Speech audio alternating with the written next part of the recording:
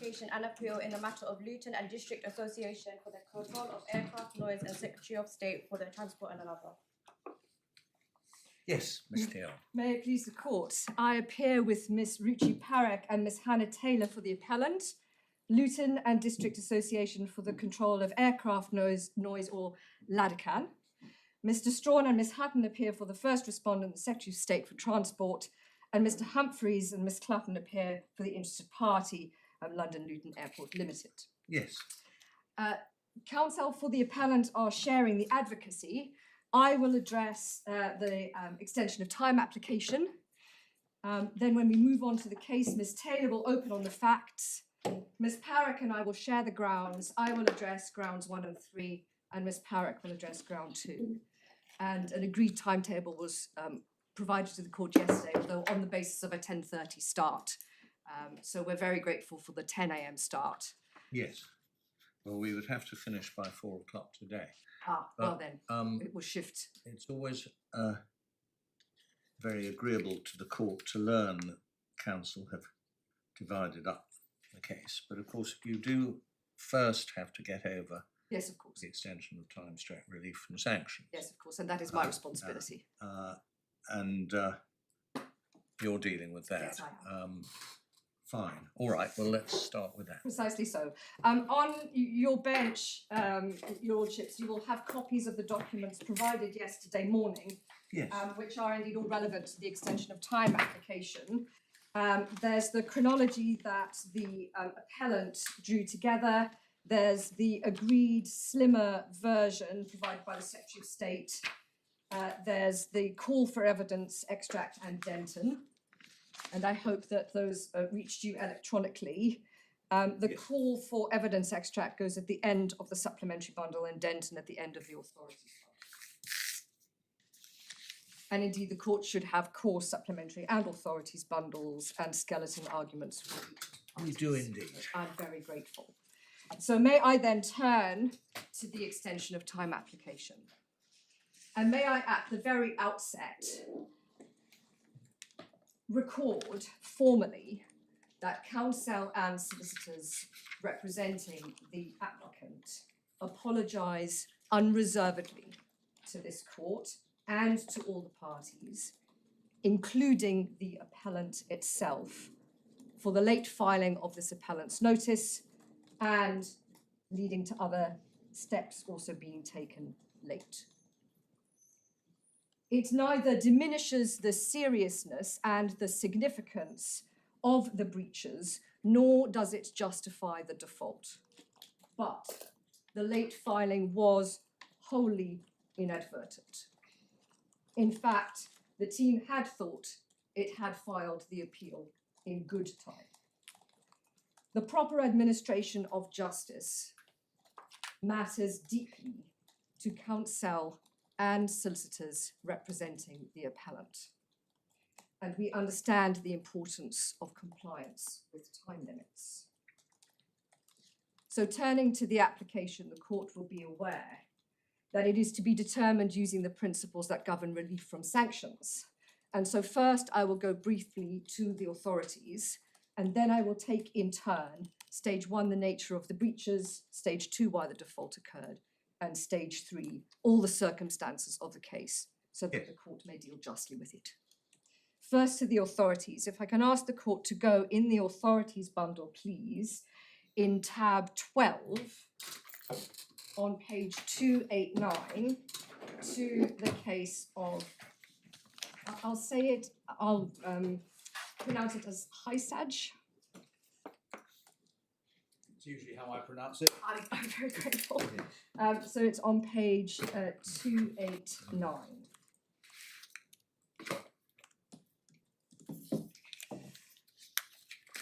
Yes. I'm grateful. Slightly behind the court.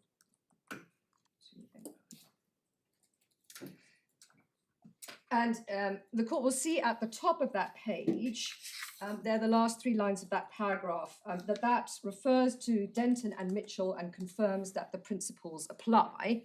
And if the court scrolls up or flips to the previous page at the bottom, so that's 288, they apply on the basis that there is an implied sanction of the loss of the right to pursue the appeal. And that is why, after some debate, it was agreed that those principles for relief from sanctions apply. And it is because there is that implied sanction of the loss of the right to pursue the appeal that we submit here that were the application not granted, it would cause the appellant the highest prejudice. Now, I know that that is a term that my Lord Justice Holgate considered inapt, but it is apt to the extent that it encapsulates that the sanction is complete loss of the right to pursue the appeal rather than any lesser sanction. Then back on 289 in Hysage, the court from paragraph 38 sets out the principles and the stages by reference to Denton and Mitchell. And the court will be aware, moving on to Denton, that it clarified a misunderstanding that had arisen in relation to the Mitchell case. So if I can ask the court to go to the additional authority, hopefully in tab 29 or separately. It's on page 991. Denton. Denton. Yes. And page 991 is paragraph 31, which makes clear that even if there has been a serious and significant breach, and there is no good reason for the breach, the application will not automatically fail. There had been a misunderstanding that Mitchell might stand for such an approach. But the court clarified in Denton that the third stage will involve the court considering all the circumstances of the case to enable it to deal justly with the application. But within that consideration, and this is a bit further down in that paragraph, paragraph 32 towards the end, within that, particular weight will be given to the two factors that are listed in CPR 3.9. A, for the litigation to be conducted efficiently and at proportionate cost, and B, to enforce compliance with the rules, practice, directions, or orders. And so you see that from paragraph 32, although the two factors onwards. And for your note, although can we stay in Denton, this is also reflected in Hysage.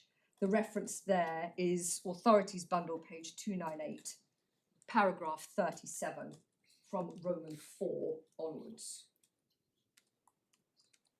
But staying in Denton, the Court of Appeal confirmed. Oh yes, I've just found it. Yes, I'm grateful.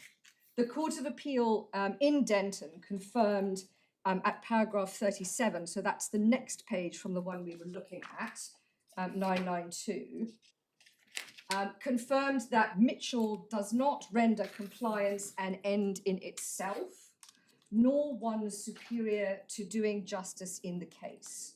And there set out the quote from Mitchell, which I asked the court to read briefly again. It has changed not by transforming rules, that correct? Correct.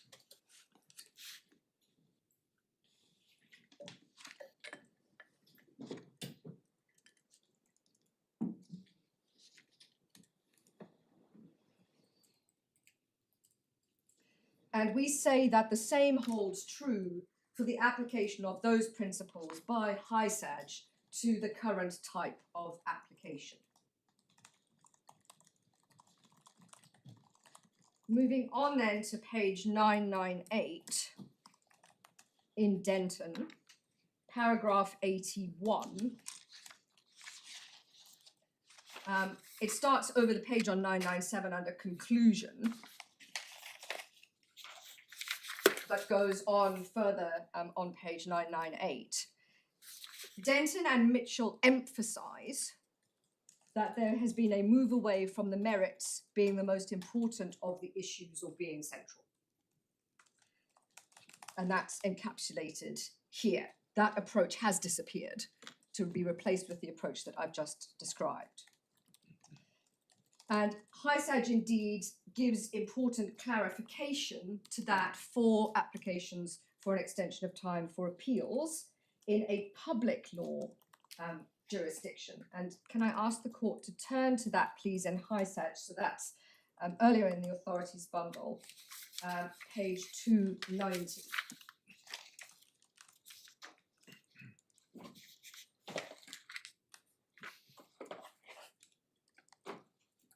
And this is at paragraph 41 in HISAG.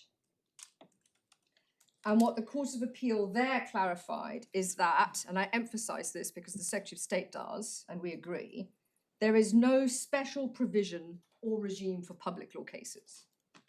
However, the Court of Appeal confirmed, and that's the last 4 lines of that paragraph, that the importance of the issues to the public at large is a factor that the court can properly take into account at stage 3. And that's why we asked the court to do that, and I'll turn to that in due course. Paragraph 46, a little further on in the case on the next page, 291, under the merits, the heading, HISAG clarifies that in most cases the court will not have detail of the merits in order to factor that into its analysis. But in this case, the court does and has the benefit of a greater investigation of the detail of the merits than might usually be the case. And so we ask the court to take that into account as well under stage 3. Investigation by whom? In the sense that the parties have given full skeleton arguments to the court, which include engagement with the merits of the appeal. And so that can be taken into account in the extension of time application. It's also necessary, is it not, to see how this court resolved the possible tension between the public law aspect on the one hand and the merits on the other. You can see how the court did that at paragraph 53. Yes. Yes, exactly so. We rely on that because we say that it is important to achieve that balance, that resolving of what may have been seen as a tension, to achieve that balance. Yes. What Lord Justice Morbeck said was that the merits are not sufficiently clear for them to be taken into account one way or the other. Yes. So despite the fact that he said there was a point raised of considerable importance, both to the parties and those in similar positions and to the wider public, and which in the public interest needs to be decided as soon as possible, he still said no. Yes, correct. Yes, exactly so. But in this case, because of the way in which it's come before the court, we submit that there is considerable material on which this court can come to a clearer view in its own mind on the merits of the particular case. And we have that because of the way in which the extension of time application and the other application and the substance has been rolled up. So the material before the court is much fuller and put forward in a much fuller way than would otherwise have been the case had the extension of time application been considered by itself or on its own or just on the papers at the point when it was made. Argument says that the grounds of appeal are meritorious. Yes. But it doesn't say that they are very strong. Do you maintain that position? Yes, we do. Yes, we should have made that very clear. They are very strong grounds of Well, appeal. don't worry about the description, but if either you or Ms. Perrick or Ms. Taylor would like to spend a few minutes just telling us, as it were, about the length of a press release, what you say the very strong points are. Yes. That would be helpful. Yes, I'm coming to Don't that. argue the whole case No. or even the whole permission to appeal application, but Yes. just if you're saying, as I thought you probably were, Yes. we have a very strong case. Then Yes. tell us in a few minutes why. Yes, yes, I will definitely do that. And I'm grateful for that indication, so I might just go slightly more into detail on that. Ordinarily, of course, if the time limits had been complied with, there would have been two separate stages. Yes, correct. Permission stage, and if permission granted, the substantive hearing. It is the fact that, as you put it, a rolled up hearing was ordered, meant to alter the way in which ISAD should apply? No, we get the benefit of that having been the If you get process. the benefit, someone else gets the disbenefit. No, Because I you're disagree with that. Because a defendant would normally say, we don't necessarily want a full 2-day hearing.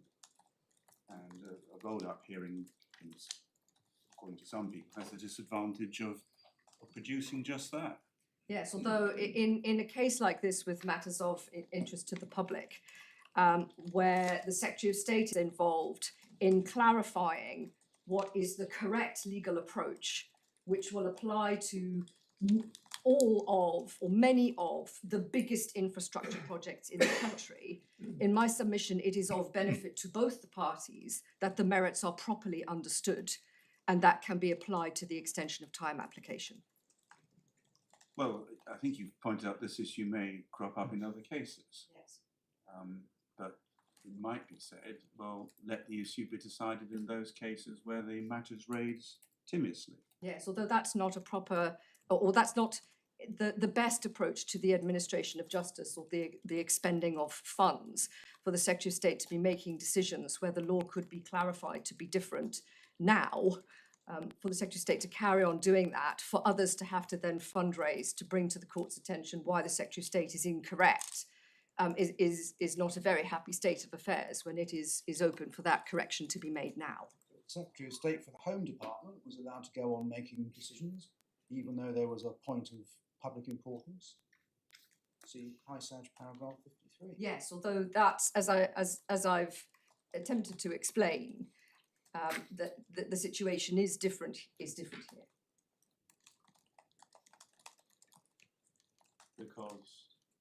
Because this court has had more opportunity It's to the rolled, understand. it's the rolled up hearing. To understand the merits. We're not saying that as a matter of principle, this should be the approach.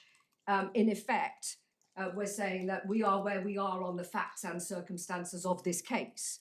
And it so happens in the facts and circumstances of this case, the court has a greater understanding of the merits.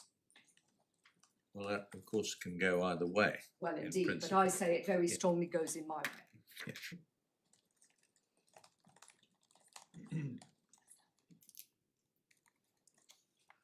Yes. Forgive me.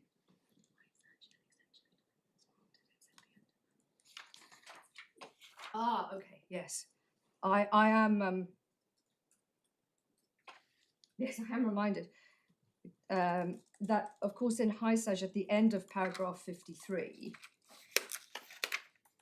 the court did grant an extension of time.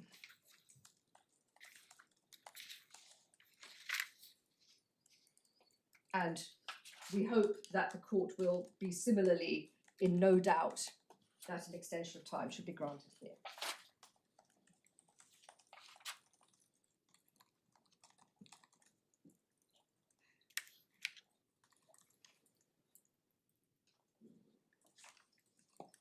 One final authority, if I may, and that's Jarvis.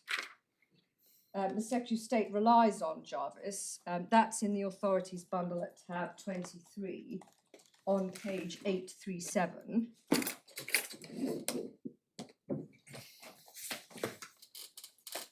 And the Secretary of State relies on Jarvis in respect of finality.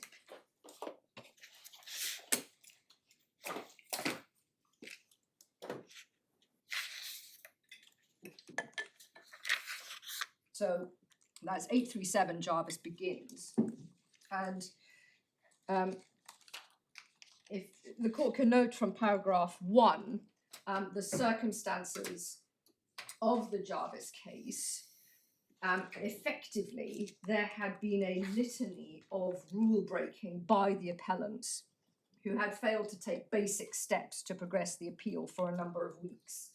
despite the court making it clear that they had to do so. And the court sees that from paragraph 1 and also from paragraph 6 a little further down. Then the court emphasised that finality is a principle which has particular relevance to an appeal and an extension of time application in relation to an appeal. And we accept that the need for finality is relevant to stage 3. So we will address it on the facts of this case at that point. But just to make clear that Jarvis arose in very different circumstances. Yeah, well, we didn't need, speaking for myself and Mr. Justice Raja, to tell us this point. Yes. It's fairly obvious. Yes, indeed. Yes, indeed. It is. And we accept the matter of principle. So may I then turn to the nature of the breaches, stage 1. The failure to comply with the time limits in the updated practice direction 52D is serious and significant, which the appellant immediately accepted when the failure was brought to its attention. Just for your note, that's in SB 251, it's paragraph 11 of Mr. Gamma's statement, and SB 285, paragraph 8 of the extension of time. SB 285, Thank you. paragraph 8 of the extension of time, both of which explicitly accept serious and significant nature of the breach. But may I turn in the supplementary bundle, please, to a later page, page 298.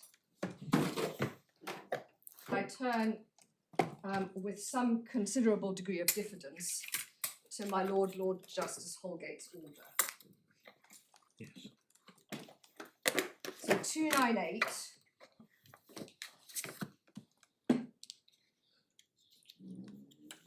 At paragraph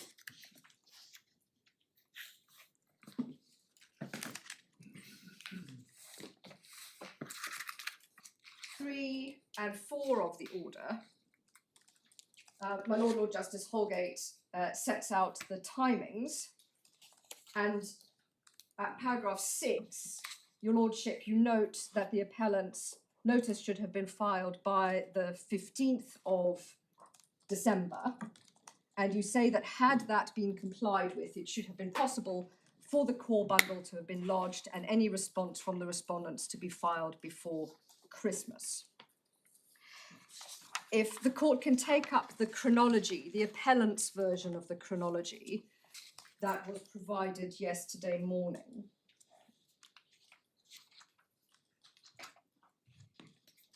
The court will see, after the general background facts, the chronology splits into 2. On the left-hand side, there's what would have happened had the deadlines under the updated practice direction been complied with, to the best that we can surmise. And on the right-hand side is the actual facts. And on the left-hand side, we see there the Monday the 15th of December, that's the date that the grounds and the notice should have been filed. And then the practice direction, the updated practice direction, all the rest of the dates, or many of the rest of the dates, run from when the Civil Appeal Office would have sealed the notice of appeal. And so in this version of the chronology, we have assumed that the date that would happen is Wednesday the 17th of December, so 2 days after filing. And we have assumed that because in our experience, if the Civil Appeals Office is acting quickly to seal a notice, that tends to be the time period. Of course, the court could assume it was sealed the same day or the next day. But one has to assume when it's sealed in order to calculate the rest of the time period. And assuming that quick turnaround, that would have made the skeleton and the core bundle due before Christmas. And you see that where that's the next entry. We say Wednesday the 24th of December. But then the practice direction gives the parties who are responding to the notice a further 7-day period to do so. And so in our submission, even on the greatest alacrity, that would have likely come in after Christmas. But what we agree, and that's what my Lord Justice Holgate goes on to say, is that had the notice been filed in time under the updated practice direction, but with the caveat that the Court of Appeal office responded with urgency, then the target date for determining the permission to appeal could have been met. That's the date at the bottom on the left-hand side, the 12th of January. That is 4 weeks from when the notice of appeal should have been filed.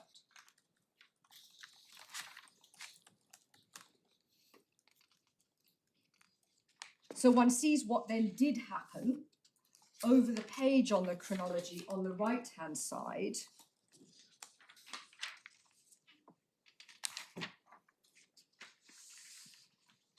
Steps were taken, and then page 4 on the right-hand side, we see the 4th of February. That is the date that the order was made dealing with permission and other matters.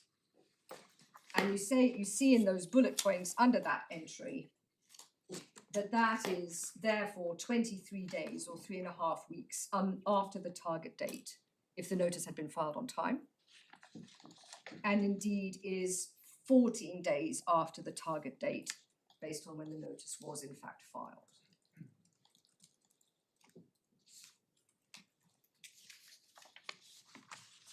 One final point on the dates on this stage. My Lord Justice Holgate was also critical of the extension of time application and the evidence, stating that the application was just 9 days out of time. And we asked the court to note that that characterization of just 9 days out of time has rightly not been repeated in our skeleton argument. But we do submit that overall, there has not been serious delay to the progression of the appeal. And that is because even with the breaches having occurred, the hearing was capable of being accommodated at or around the target timescale for the appeal to be heard. So if the court sees on page 4 of the chronology, on the left-hand side, the 15th of April was the target date under the updated practice direction for the hearing of any appeal, assuming permission would be granted. And the court will see that the listing for this hearing, for this rolled up hearing, at page 298 of the supplementary bundle, paragraph 1, was for dates between the 14th of April and the 22nd of May. So even with the default having occurred, it would have been possible for the appeal to be heard within the overall target timescale. And for that reason, while recognising a serious and significant breach, we submit that overall the progression of the litigation was not seriously delayed. The target of 4 months for the hearing Yes, of the substantive matter yes. is on the supposition that permission has already been granted. Correct. But also the court, It's not a direct comparison, is it? well, the court could, had the appeal been made in time, in my submission, the court might have taken the same approach on a rolled up application as it did with the appeal having been filed late. And so in my submission, it is right to submit that overall the litigation was not seriously, the progression of the You're litigation. submitting there would have been a rolled up hearing anyway. There could have been. I think that's as far as I can go. There could have been a rolled up You're hearing. relying on the court to rescue you. No, I'm saying that in all the circumstances of the case, as has happened here, with very serious consideration being given to the notice of appeal and the application for permission to appeal, that's what happened. The single judge dealing with the papers leave-aside personalities Yes. was faced with a choice. Yes. Either to deal with the EOT separately, Yes, possibly at an oral hearing, correct. or to, and if that had happened, assuming you would obtained EOT and, Yes. and permission to appeal as well, Yes. you would then have the further delay until Absolutely. the substantive hearing. Absolutely. So Serious and significant give me- breach. a rolled-up hearing is, on one view, as a second alternative, the best the court could do to Yes, try indeed. and recover the situation. Entirely Up to a so. point, but it's not an equivalence. is it? Entirely so. It's Exactly. not an equivalence, because if the procedure had been followed correctly, within 4 months, if there had been a substantive hearing, it would have been with permission. Yes, correct. Correct. But on stage 3, the court takes into account all the circumstances of this case as it has panned out. So we're not trying to rely on the court saving us. The circumstances of the case are as they are before the court now. And it would have been possible for this hearing to have been had within the target timescale. Why wasn't it? We can't answer that. We Well, just as don't I know. understand it, it was down to availability of counsel. I mean, left to my own devices, I wouldn't have left it to the end of the window I fixed. No. Well, your lordship did make that clear in the order. Yes. Yes. I did. Yes. Yeah. So that's all of what I have said does not take away from the fact that the appellant accepts the breach is serious and significant. But there are, as in all these sorts of analyses, a scale of seriousness and significance. And that's why we say, even within a serious and significant breach, the actual overall progress of this litigation, as it has panned out in the circumstances of the case, and all of this is relevant to factor A, which the court must take into account under stage 3, the overall progression of the case has not been seriously impaired. May I then move on to stage 2, which is why the default occurred. And as we explain in paragraph 6 on page 2 of the skeleton argument, that was inadvertent oversight by the legal representatives who were not aware of the update to practice direction 52D and paragraph 17. And we say immediately, as we did in the application for extension of time and in the evidence, and we say in the skeleton, it is the responsibility of practitioners to make themselves familiar with any updates to the rules, to the practice directions, and lack of knowledge of a change is not a good reason for default. It is not. But under this stage, the court is asked to look at the explanation for the default, which is why Mr. Gamma, in his witness statement, and I don't ask you to go to it, paragraphs 5 to 11, that's SB 250 to 251, which is summarised in paragraph 6 to 7 of our skeleton argument, set out that explanation. The explanation does not purport to make good the default, but it does position the default on that scale of poor reasons, which is relevant to stage 3. It is relevant to stage 3 that there was no intention to flout the rules. There was no intention to breach the updated practice direction. There was no cynical delay of the appeal process. There was no failure to comply with a deadline because of unmanageable workload. All of those being reasons that the courts have in the authorities particularly deprecated for a default occurring. Contrary to the Secretary of State's position, it was not a significant failure on the part of the legal team not to know about or appreciate the extent of the reform in light of the banner review and the publication and publicity around it. And can I just make that good by reference to the chronology? Lord Banner's review doesn't specifically mention time for lodging notice of appeal. It My lord, your lordship is right. If your lordship takes up the chronology, the first page, and this Yes. is why I hope that we can take this pretty quickly, the first page of the chronology sets everything out. Yes. So Lord Banner's independent review was published on the 28th of October. We give the reference in the bundle. Recommendation 8, we there set out. The recommendation was for target timescales to be set for the Court of Appeal 4 weeks from the application for permission to appeal and 4 months from the application for permission for the substantive appeal. Then in the next row, we see that the government call for evidence also replicates that. It includes target timescales. It describes that as for permission to appeal to be given 4 weeks from the application for permission and the hearing 4 months from the application for permission. And indeed, we set out what the government said when it made its announcements in the next row. The court has the quote there.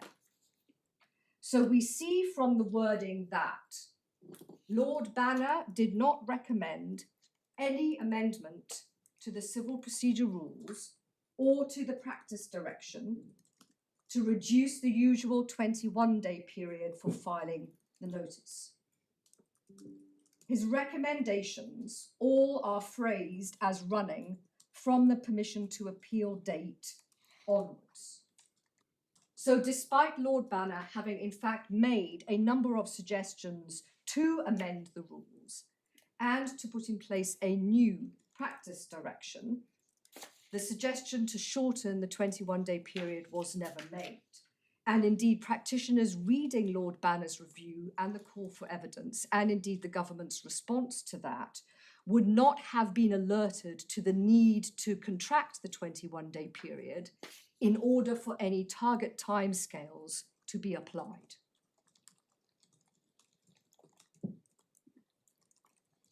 So when my Lord Justice Holgate in his order at paragraph 9 on page 299 states that the Banner recommendation necessarily implied reductions in the time limits for filing the notice of appeal and the core bundle, we respectfully disagree with that. Because Because, those times run from the lodging of the notice of appeal. correct, Yes. and there was no other indication that shortening of time was asked for or suggested by Lord Banner or consulted on or put into the public domain when the government made its announcement. He did say there would be knock-on effects. Yes, but there was no, in the publicity, that was not brought out. The publicity that was given to the practice direction, and we fully accept that was publicity that the team, that counsel and solicitors should have seen, was the publication of the update on the Gov website. That's the next page of the chronology, July 31st, 2025. The updated practice direction is published on the justice.gov That website. probably would have been in civil procedure news, which goes to every subscriber as well. My lord, I did look at the various updaters. None of this is before the court, so I say this with a great deal of diffidence. Yeah. But we have struggled to find this change being brought to practitioners' attention. But we recognise we should have known. We should have known.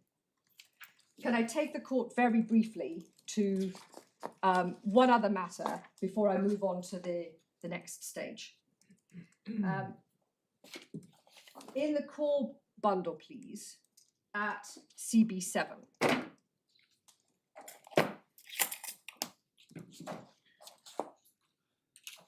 Sorry, core bundle. The core bundle, on page 7, it's in the notice of appeal. And there's utility, I hope, in us bringing this to the court's attention. So that's core bundle, the N161, page 7, section 7. Neither the N161 nor indeed the guidance notes, which are referred to in the notice of appeal, because, and I'll tell you how this arose. I was thinking about what would have flagged the change to practitioners. So the N161 and the guidance notes have not been amended to take into account the new NSIP regime. where the notice and grounds alone are required to be filed within 7 days, but then the skeleton deadline is contingent on when the notice is sealed. So you see there in section 7, there are two options. There are still two options. Skeleton at the time that the grounds are provided, or skeleton to confirm within 14 days of filing. And that will present some challenge to practitioners in NSIP appeals going forward, because neither box will be applicable. So we think the best that practitioners will be able to do is at the end, when there's that section on supporting documents that aren't provided, they'll just need to explain that it will be provided once this notice is sealed and the practice direction can be complied with. But we raise this just because, as far as we can tell, this difficulty with the appellant's notice is particular to NSIP appeals. We can't see that there's any other deadline where an appeal has a shortened time period for filing, that then the skeleton argument deadline runs from the notice being sealed. So we think this is particular to the NSIP appeal process. Another way of looking at it is don't make any assumptions when you file your appellant's notice it's going to be sealed immediately. Particularly it might be said if you file it on Christmas Eve. But anyway, even on any day, so put in a skeleton argument within 7 days of filing the appellant's notice. You can't go wrong. No, indeed. But that would not be what would be required. And of course, default of the rules is what the court is looking at in the circumstances of an application for extension of time. So just to finish this point, the chronology on the right-hand side, page 3, sets out what happened. We see that on the 21st of July, Wednesday the 21st of July, the interested party, this is the third row, the interested party emailed the appellant about the update to practice direction 52D. And that's when the appellant became aware of the change. The interested party brought it to the appellant's attention. The interested party then wrote the next day to the Court of Appeal office, pointing out the change in the rule and the late filing without an application. And it did so because the Court of Appeal office had been asking for the response of the parties to the appeal having been filed. And it filed its response. On that same day, so just for the court's note, in the order of my Lord Justice Holgate, it was suggested that the application for the extension of time was made on the 26th of January. It was not. It was made on the 22nd of January, that day.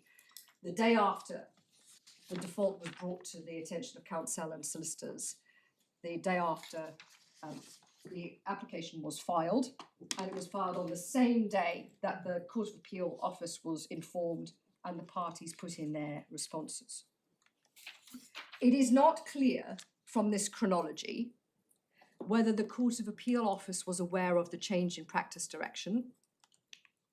It is also not clear from this chronology when the Secretary of State or the interested party became aware of the change to the practice direction.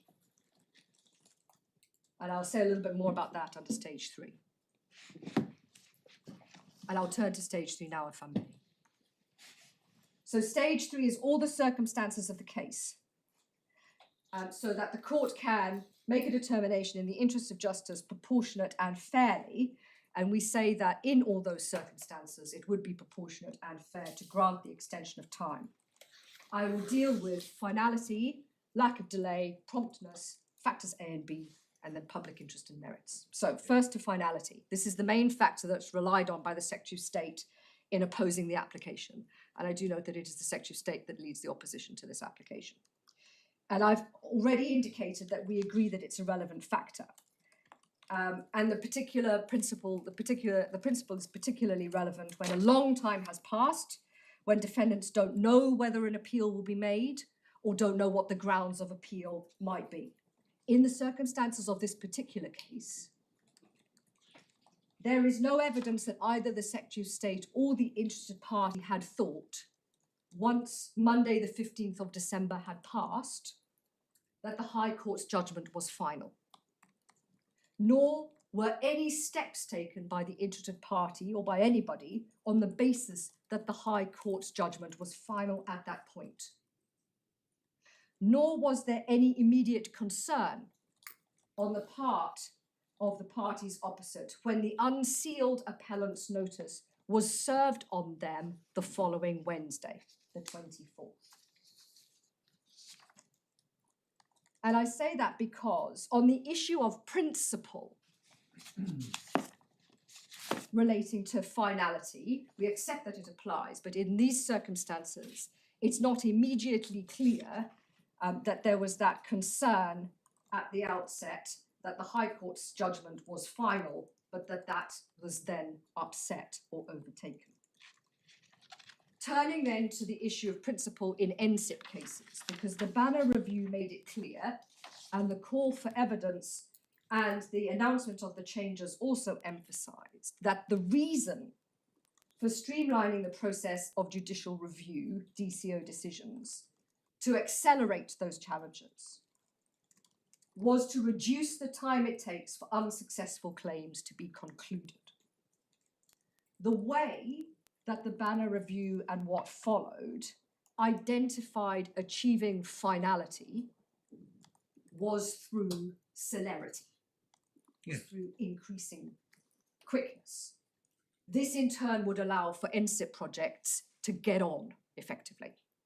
So I turn to the next point under this stage. You said unsuccessful claims. Yes. Doesn't the same principle apply to claims which turn out to be successful? That sometimes happens. There have been quashing orders Yes. of DCO.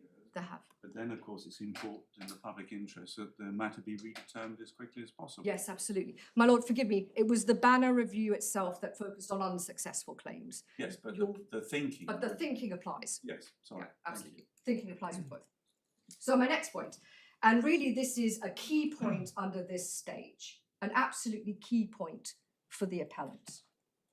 The breaches have not caused any delay to the progress in delivering this NSIP project. So can I ask the court to take up the appellant's skeleton argument? Page 3, paragraph 8. I think this is the quickest way I can take this point. And I will go only to three places in the witness statement.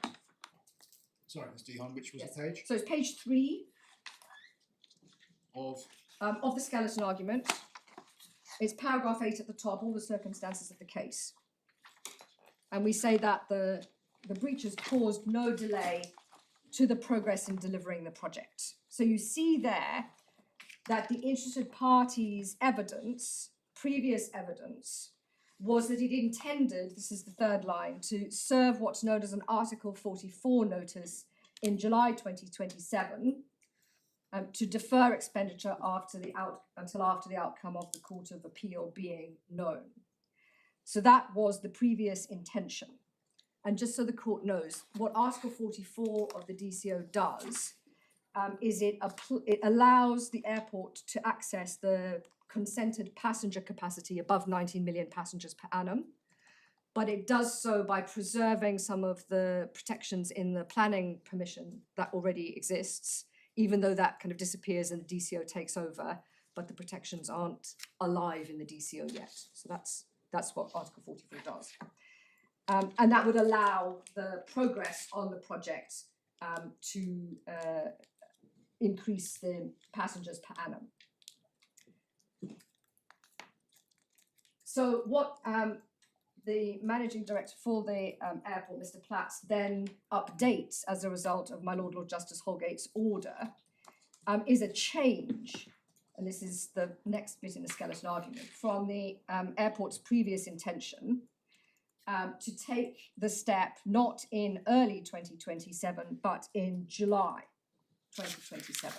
and the reason for that change is the uncertainty caused by this application. The reason for the change is not caused by the breach of the rules. The reason for the change is caused by two other things. So can I ask the court to go very quickly to the witness evidence because it makes that clear. That's in the supplementary bundle, page 242. 242. 242. Actually, let's go to 272. 272. This is in the second witness statement, the updated witness statement, paragraph 7, sorry. I will get there, paragraph 7. So 272, Mr. Platts is there explaining, paragraph 6 is what I just explained to the court, but Mr. Platts there explains in paragraph 6 and 7 that in order to access the increased passenger numbers, there's a slot allocation process that has to take place. The slot allocation process operates on the biannual basis, that's paragraph 7. And so, last line, important line, it will be important to make the capacity declaration in time if the Article 44 notice is served in July. So over the page, Mr. Platts explains that this intention that the airport has to access the additional capacity as soon as possible is fulfilled by the Article 44 notice being given in July 2027 and the late filing of the notice of appeal. And of course, that's what this court is concerned about in this extension of time application. What is the effect of the late filing of the notice of appeal? Not what is the effect of the appeal generally, but what's the effect of the late filing of the notice of appeal? The late filing of the notice of appeal will not result in any change either way and did not result in any change either way to what the airport is going to do in terms of when it makes the Article 44 notice and when it seeks to access the additional passenger numbers.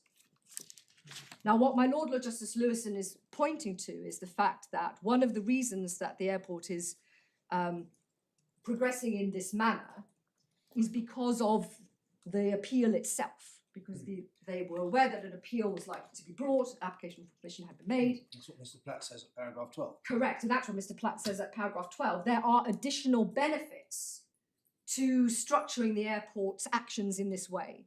They can push back the expenditure and time in putting together the environmental panel. They can push back the expenditure and time in putting together the management plans until after a realistic time after the Court of Appeal has determined the whole appeal. So on the assumption an appeal was going to be made, on the assumption the appeal got permission, on the assumption the appeal was heard, all of that could happen within the timescales that the airport has decided to operate under to bring this project forward.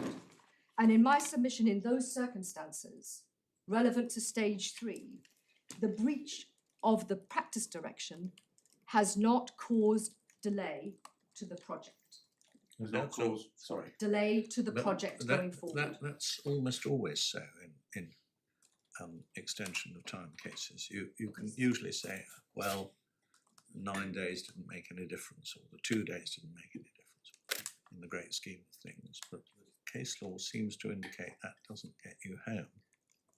My Lord, there's 2 things I say in response to that. The first is, one doesn't always get to say that because the default or the delay can be a very long time indeed. Yes. And so that's not this case. But second, the reason that I make this point as strongly as I do in the circumstances of this case is because the concern that we were looking at earlier about NSIP judicial reviews and appeals and celerity being needed for finality, all of that concern is animated by wanting NSIP projects to get on and not wanting the judicial process, the appeal process, to stop that from happening. And that's why in the circumstances of this case, differently from other cases, where I think it makes much less difference to say, oh, well, things would have carried on.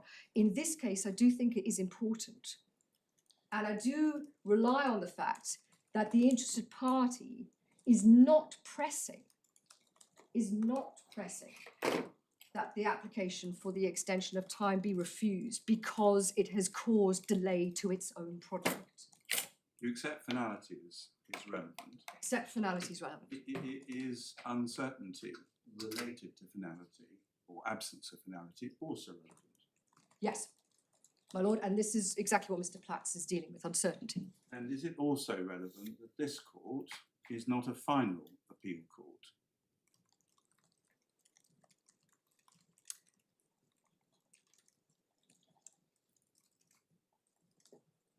Yes, but not as relevant. Yes, it is relevant. It's relevant, but you would attach less weight. I would attach less weight to it. Because your lordship is exactly right. The Banner Review did think about the Supreme Court stage, did ask for steps to be taken in relation to reducing time for the Supreme Court as well.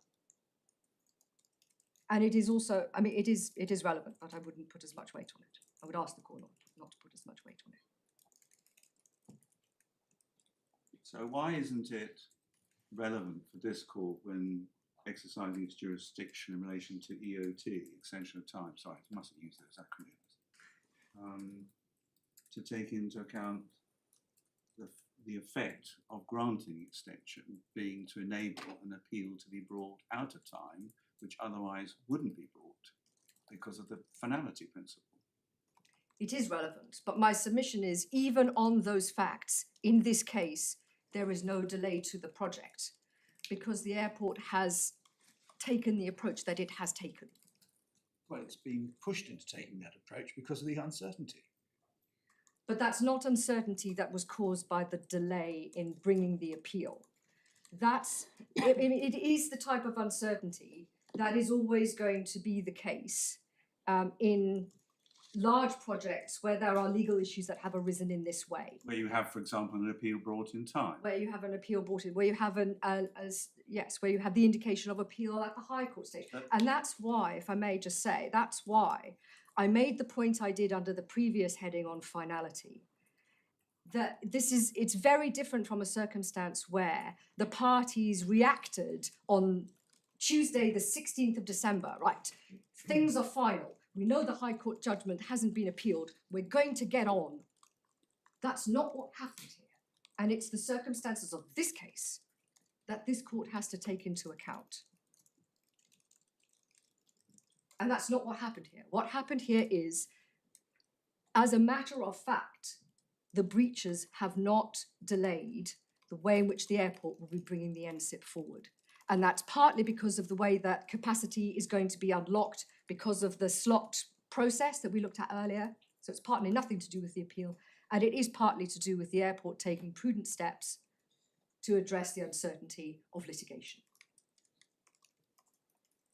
And it may be irksome that the appellant relies on the airport having taken prudent steps to address the uncertainty in relation to the litigation, but it is the case. And it is right for the appellant to rely on it. When I go back to paragraph 12, is the right way to read this that if there had not been an appeal, they would have been getting on with all these things sooner? I don't know. That's a good question.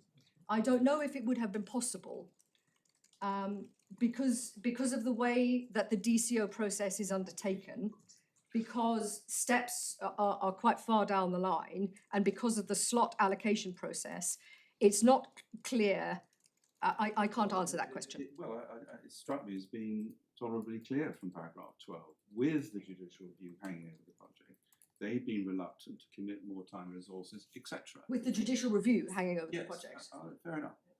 But the implication is that in the absence of that, they would have got on with it sooner.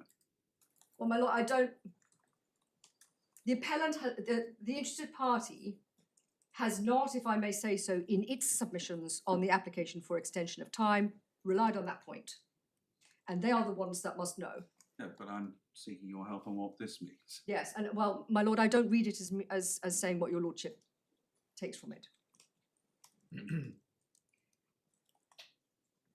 Very quickly then, the last three things under this stage. Promptness. Promptness of the application for an extension of time is a factor.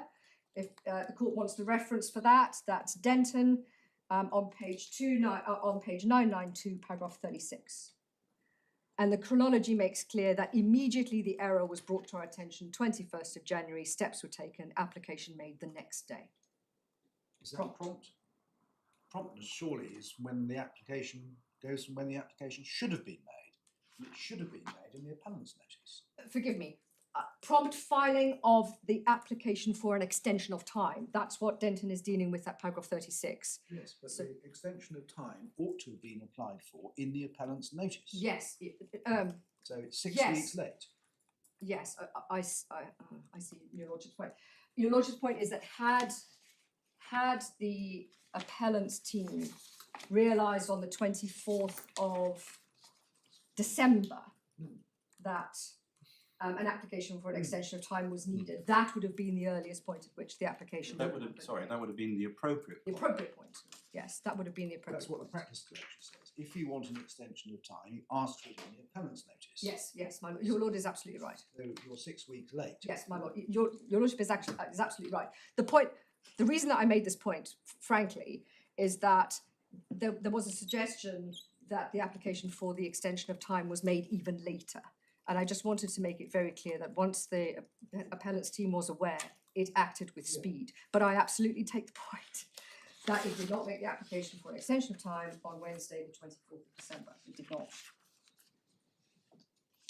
So factors A and B, on the litigation being conducted efficiently and at proportionate cost, I've already addressed those in some detail.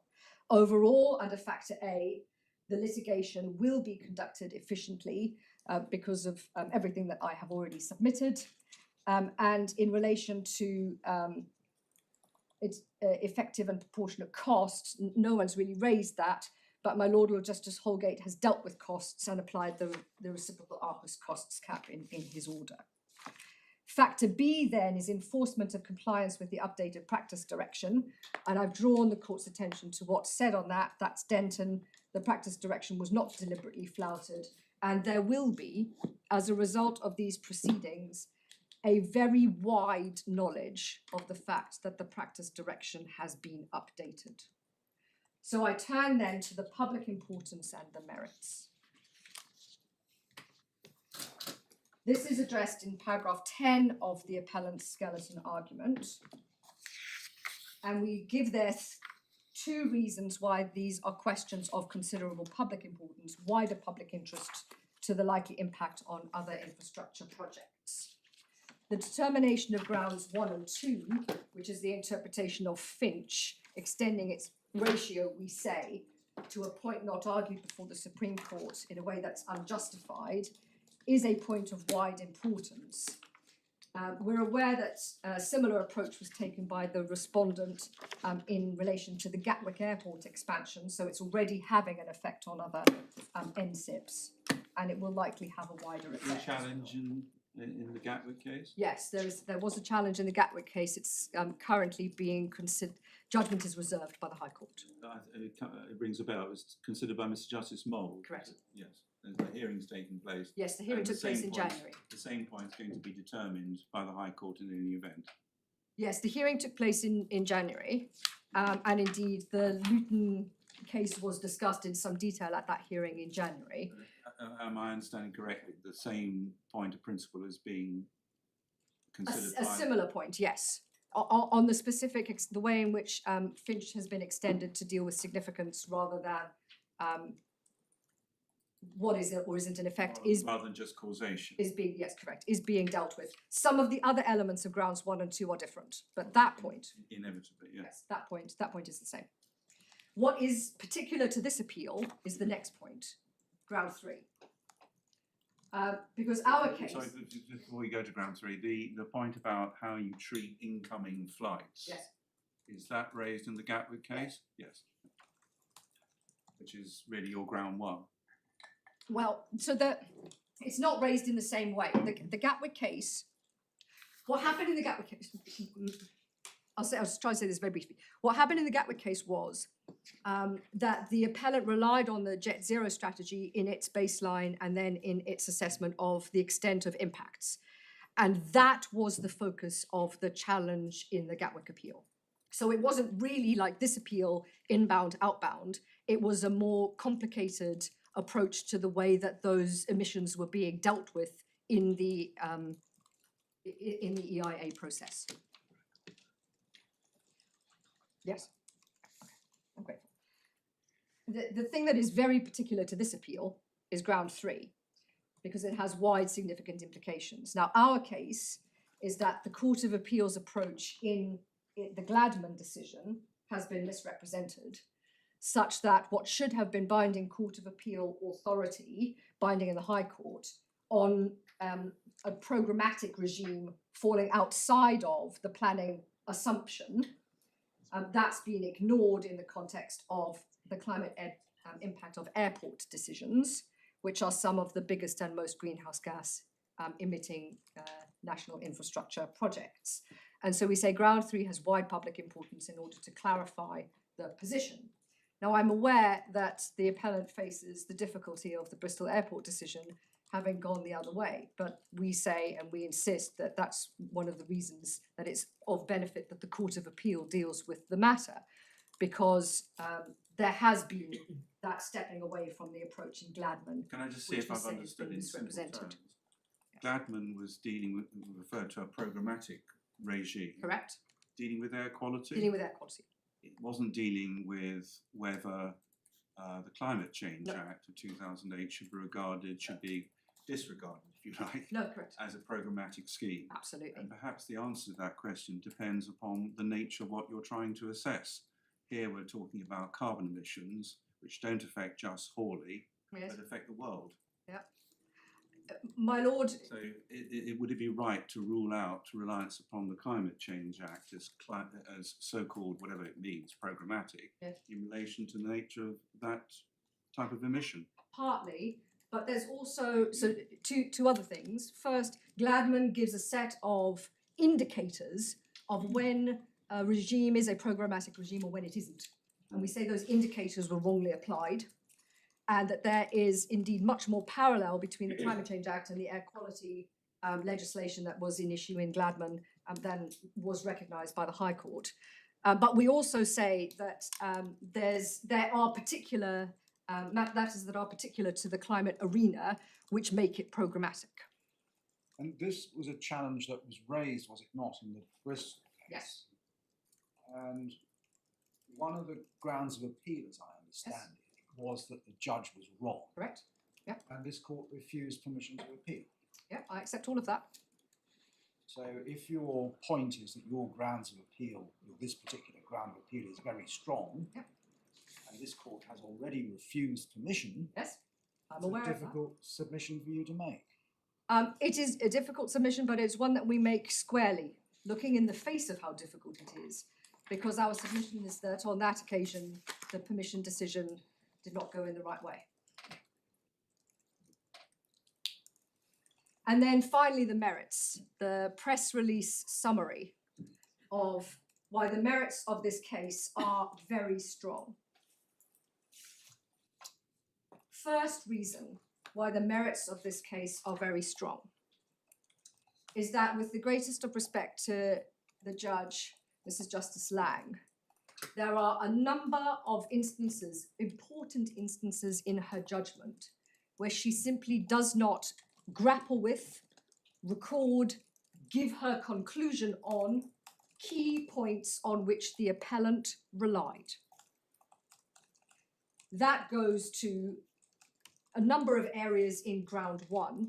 In particular, it goes to the argument that the double counting, so-called, of emissions, if one takes inbound and outbound together, as a matter of law, was properly taken into account to exclude significance. I've put that very shortly, but effectively the point is that Mrs. Justice Lang doesn't grapple with that at all in her So judgment. your submission is the double counting argument doesn't go to significance. The double counting argument can't go to significance, because it can't go to significance because of the purpose of the EIA regime, which has been clarified in persuasive case law, all of which was put before the High Court, none of which made it into the judgment. But the DCO decision, as I read it, says, well, let's accept that we double the emissions to take account of incoming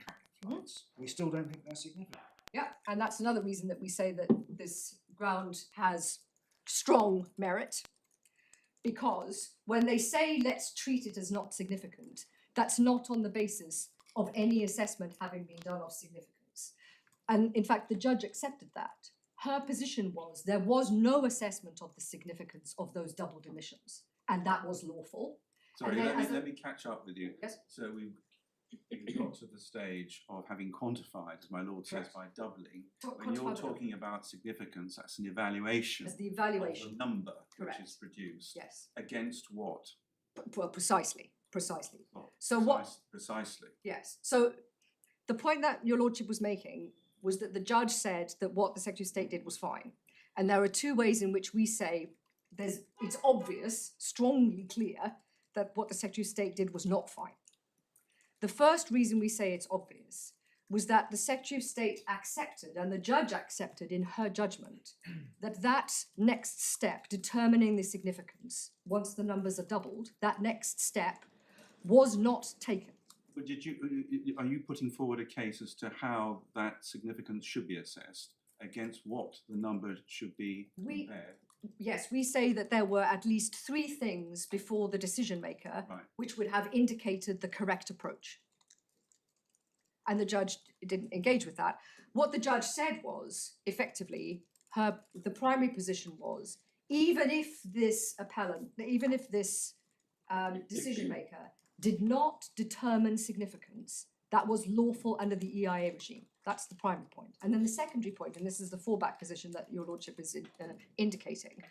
In any event, she said, the Secretary of State asserted that they would be insignificant. But that was an assertion on the basis of nothing, at the same time as the Secretary of State was adamant that significance was incapable of being determined because there was no criterion against which to judge significance. And we say, as a ground of appeal goes, showing that kind of severe contradiction in a decision maker's approach is strong. So that's another reason why ground one, we say, is a strong ground. The third reason that we say that the grounds of appeal here are particularly strong in relation to ground two is that things have moved on a lot in the world of non-CO2 emissions, if I could put it colloquially. And all that moving on was before the decision maker. The decision maker should have taken it into account in order to go beyond what was done in the Bristol decision, which was a long time ago. The decision maker didn't do that, and the judge didn't grapple with that. The judge's judgment on that doesn't particularly engage with the key points. What in particular has moved on? Life has moved on, but what moving on do you particularly rely on? My lord, the best summary can be given by Ms. Parrick. Yes. I'm grateful, my lords. Yes, so insofar as Bristol Airport was followed, or that Mrs. Justice Lang considered that there was no reason to depart from Bristol Airport, we say that when you carefully consider the judgment of Mr. Justice Lane, the three arguments that were considered and were rejected were all rejected by reference to two factors. One being the uncertainty around what was a single multiplier at the time of the Bristol Airport decision to quantify non-CO2 This is a multiplier which goes from quantity of CO2 emissions to quantity of the 5 or 6 other Yes. GHGs. Absolutely, the non-CO2. There was only one multiplier at that time. Yes, there was one document and one multiplier that was being considered. So that was one factor for rejecting the three arguments that have similar focus as our ground. And the second factor was heavy reliance on the Climate Change Committee's advice to government at that stage, which was based on a 2019 letter. And at that stage, the Climate Change Committee was saying it's extremely challenging. This is not something that can be factored in at this stage. By the time this decision was taken, the IP was relying on similar Climate Change Committee advice, not the 2019 letter, but the 6th Carbon Budget Report, which is from 2020. But what we say has significantly moved on in the second respect is that by the time this decision was made, we had the 7th Carbon Budget Report, where the Climate Change Committee had in fact changed its advice, and the key address, or one of the key messages on aviation was that non-CO2 emissions should be addressed, and it provided yet another multiplier. A second multiplier. Yes. Well, and quite apart from, just on the multiplier point, quite apart from what the CCC was saying, it was accepted both by the IP and the Secretary of State that there were now a range of multipliers that could be used, but there was uncertainty. Uncertainty as to which ones you would pick within the range. Yes. But, my lord, the simple point on this, though, especially in light of the precautionary principle, is that this is a degree of uncertainty is not uncommon in the EIA process. So you often have reasonable worst-case scenarios, and that's entirely common in other disciplines of the EIA process. Then, particularly when you factor in the precautionary principle, our short point is that the fact that there was uncertainty as to which multiplier you pick wasn't a reason to exclude altogether. So on ground, Sorry, would you just allow me, my lord, just a small correction on something so that in the note it's right. The multiplier is not from carbon dioxide to the other 5 greenhouse gases. It's from carbon to what's called non-CO2. This is things, non-CO2 effects. This is things like contrails. So when the aircraft goes through the air, you see the little clouds that seem to appear at the end of the wings, contrails and things like that. So it doesn't cut across as Perrick's My point language at all. wasn't very careful. But well, I just would want it. I'm sorry. No, not at all. Yes. I'm very grateful. If I may just circle back to one reason why ground 1 is also important and strong, the merits are strong. And that was because under ground 1, the appellant submitted that and in fact this shades into ground 2 as well, but on ground 1, the applicant submitted that the developer bears an evidential burden to show that there is no reasonable quantitative or qualitative way to determine the significance of an identified and quantified effect. And we relied on my Lord Justice Holgate's decision in the High Court in Cumbria for that proposition. I didn't think when I decided that I was giving support for the proposition you just made. Well, I shall take your lordship to where No, I'm that well comes from. aware of the decision. I'm very grateful. I'm always well aware of the decision, but Yeah. I'm not. So. And what our submission is that the developer in this case had not discharged that burden. And as a result of that, the opportunity for a proper consideration by the decision maker of what the proper approach should be to determining significance wasn't there. So it was a kind of wholesale and lawful approach to how one determines significance. Effectively, what When someone has discharged a burden or not sounds to me very much like a question of fact. yes, and on the facts here, that burden was not discharged. Well, isn't that for the decision maker to decide? Yes, it was for the decision maker to decide, but in circumstances where the developer relies on just one criterion in order to quantify, when there were other clear criteria, and that one criterion is bedeviled by a difficulty that it is irrelevant in EIA terms because of the way in which one interprets properly the EIA regime, we say that there's a strong basis for error.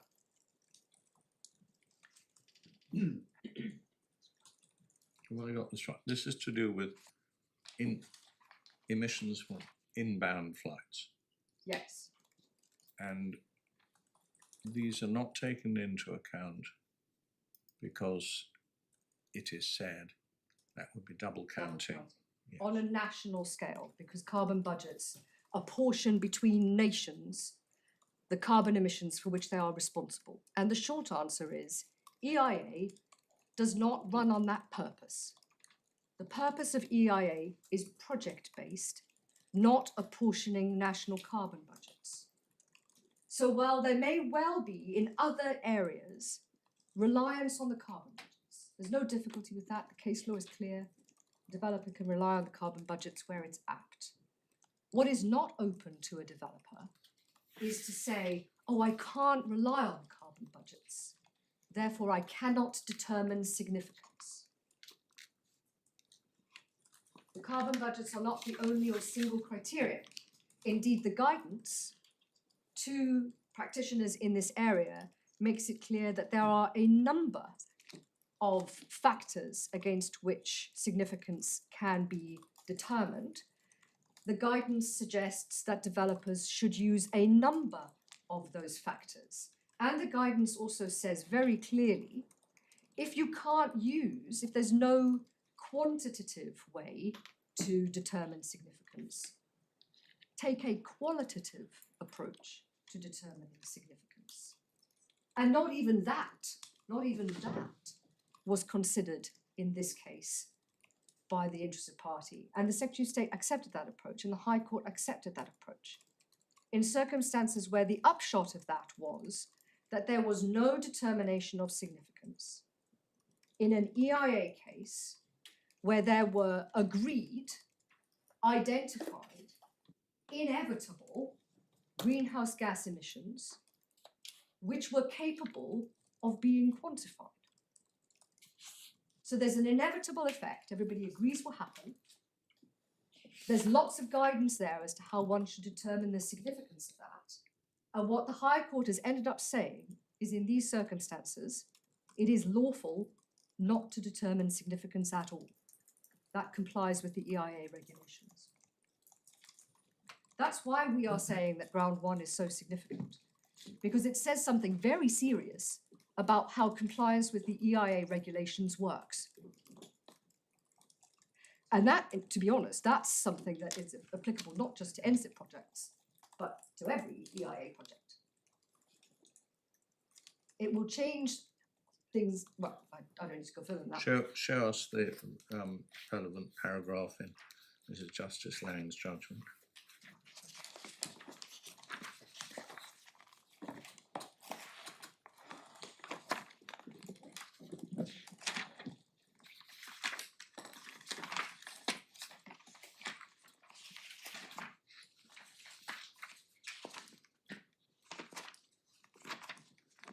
Forgive me.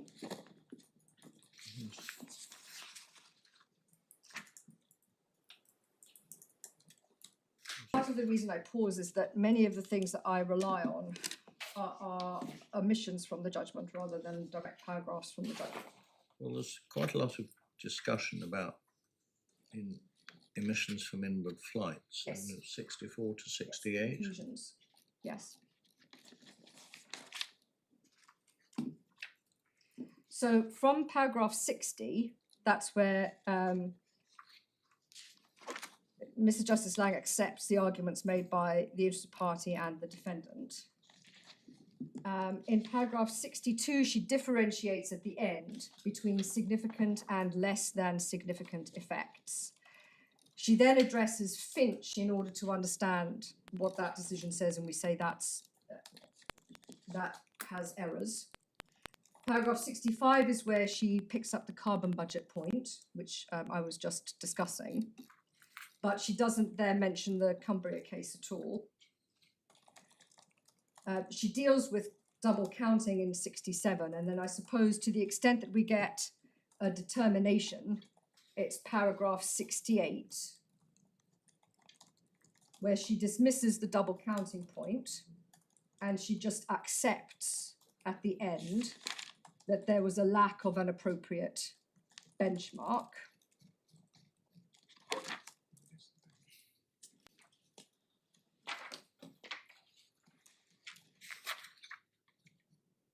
And then paragraph 74 to 77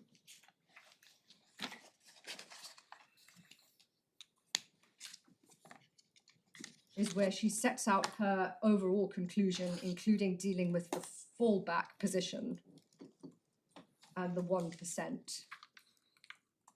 And then at the very end, paragraph 85, she draws it all together to say that the defendant made a lawful exercise of planning judgment which doesn't disclose any error. Now, I apologise for that being the answer to my lordship's question. But as I understand it, it is agreed between the parties that the upshot of all of this, and if I can take it from the interested parties' skeleton argument on page 3, paragraph 14. So where are you reading from? The interested parties' skeleton argument, page 3, paragraph 14.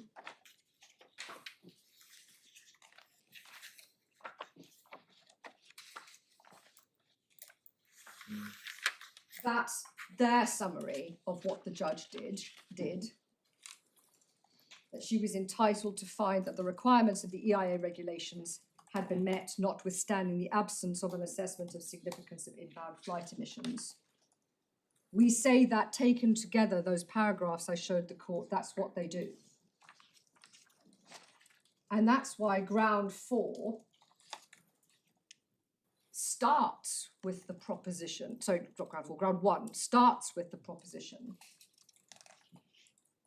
that the determination of the significance of an impact on climate of indirect greenhouse gas emissions, which we know, which will be caused by the development and can be quantified, is a necessary step in the assessment process. It was not right as a matter of law for the judge in these circumstances to agree or to accept that there was compliance with the EIA regulations, where an impact, an indirect impact, could be described and quantified, but the choice was made. The choice was made not to determine its significance. And I also mention here, and this is why I emphasize that a choice was made. This is in the context of a case where there weren't just indirect emissions where the point of double counting against the carbon budget arose. There were also well-to-tank emissions where the issue of double counting arose. And at 5 separate places in the environmental information, the developer assessed well-to-tank emissions, determined the significance of well-to-tank emissions against the UK carbon budgets. Could I ask you, the Secretary of State's decision letter, the extract is set out at 51 of the judgment. I may have the wrong paragraph, but I'm sure you can help me on that. Page 143 of the core bundle. Yes. 255 is dealing with this point amongst others, Yes. is it not? Yes. And then It's not. including the inbound flights. Yes, correct. So it's 255 under A. Yeah, thank you. Yeah, sorry. Then 256 seems to be the Secretary of State's judgment on these matters. The additional effects identified are not significant on their own. You may be right, maybe wrong, but that is a judgment on significance, isn't it? There's 2 points there, my lord, if I may, forgive me. The first point under 255 Yeah. is where the Secretary of State makes it clear that determination of significance, so major, moderate, minor, all of that, that was not done in relation to inbound greenhouse gas emissions. It was not done in relation to all aviation emissions taken together. And the reason the Secretary of State records for it not being done is because the Secretary of State considered it was not necessary, that's the words in the second line, not necessary, and not capable of meaningful assessment. That's why we've been having this discussion about the criteria. In light of the approach of Finch, that's why we say the approach to Finch was wrong. Where are you reading from? So this is paragraph 255 in the indent at the start. Secretary of State considers that an additional assessment of the matters identified A to E. Forgive me. So that additional assessment, A, is inbound emissions. Additional assessment of the matters A to E is not necessary or capable of meaningful assessment. As to the emissions from inbound flights, the Secretary of State is satisfied that including inbound flights is likely to double. So that's my Lord Lewison's point. And it's appropriate to follow the approach adopted by the industry and national policy, that's to rely on double counting not to undertake any further assessment, not to consider or determine the significance.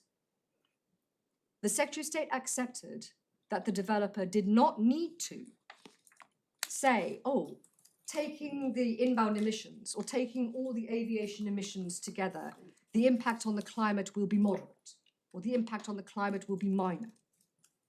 That didn't happen. So You don't have to do an EIA in that way. You don't. I know there is a common technique whereby significance is expressed using those labels. Yes. But there's no legal requirement No. to do that. No. I use the example, though, my lord, to make the point clear that there was no assessment. That what was said was it was impossible to determine if these emissions are significant. It was not impossible, not possible. I know that my learned friend may take a point on that.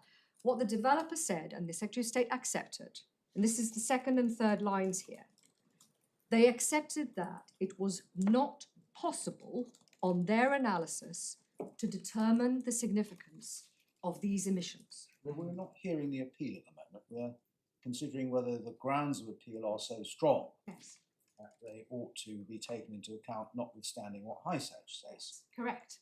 And my short submission on that is there are 4 very clear reasons why this ground is strong. The first very clear reason is it relies on interpretation of the EIA regulations, which is not supportable. It interprets the regulations to allow determining significance not to happen. It does not make clear that determining significance is a necessary step in the EIA process where the inevitable indirect emissions are caused and can be quantified. The second proposition, it is very clear that the reliance by the interested party, the Secretary of State and the judge on Lord Legate's analysis in Finch is not correct. For the short point that it applies Lord Legate's analysis, which was specific to causation, a matter of law, which is for the court to determine, to the determination of significance. It extends the ratio of Finch in a way that is not supported by what Lord Legate said. And we say that that is obvious on a proper reading of Finch, And you say it's reading too much into paragraph 77 of his judgment. very much, You've got that. and other paragraphs. And we say that strong just on the face of reading Finch. The third reason we say ground 1 is strong is the evidential burden point. It was for the developer here in the first instance to show, if it wanted to say that significance could not meaningfully be determined, it was for the developer to show why. And the developer didn't do that. The developer didn't discharge any evidential burden in relation to that, because the only reason the developer relied on for saying that it wasn't capable of being assessed was double counting.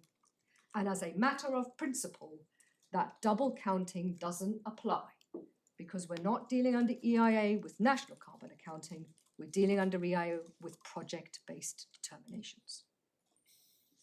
Proposition 3. And so that's why I say, for those 3 reasons, ground 1 is strong. There are merits, there are strong merits. And there are also very significant public benefits to determining this ground now. The Court of Appeal determining this ground now, making it very clear what the position is going forward. The public interest is not served by waiting for other cases down the line, which may or may not come to the Court of Appeal, which are different in emphasis.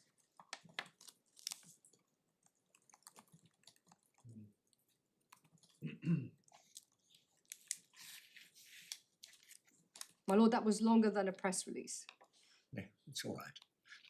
Quite a long press release, but even so, that's very helpful.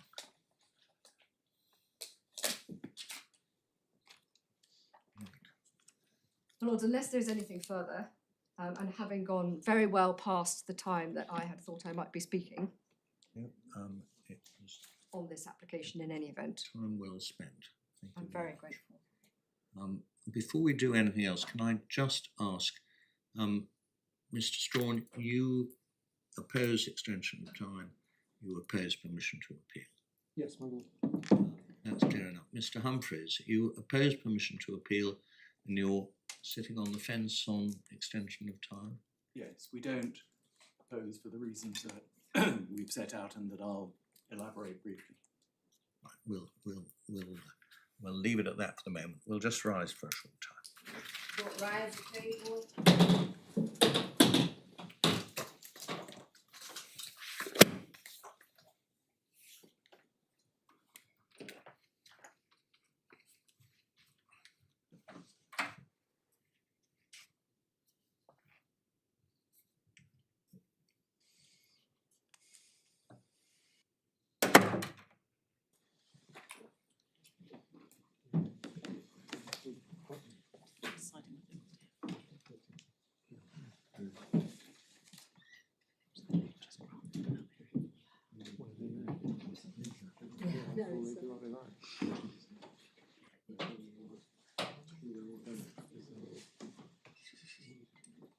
Skeleton's coming.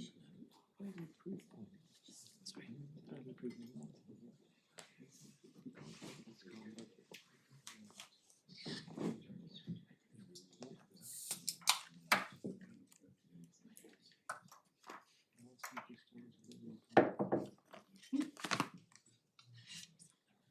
Can I get Oh yeah, the lectern? yeah. Do you think he's going to ask you to say I something? don't know, but at least potentially I'd be next.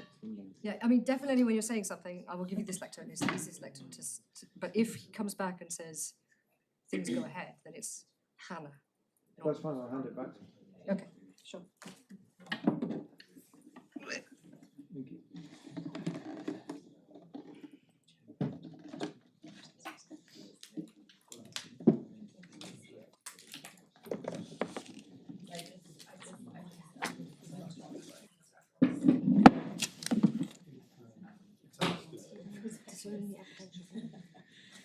Obviously, not near this level of skill, but significant.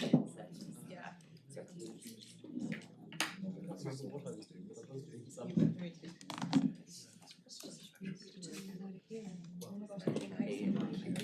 Use that as one of my examples that I practice in case studies. Yeah. Not case studies, but yeah, practice papers. Sorry.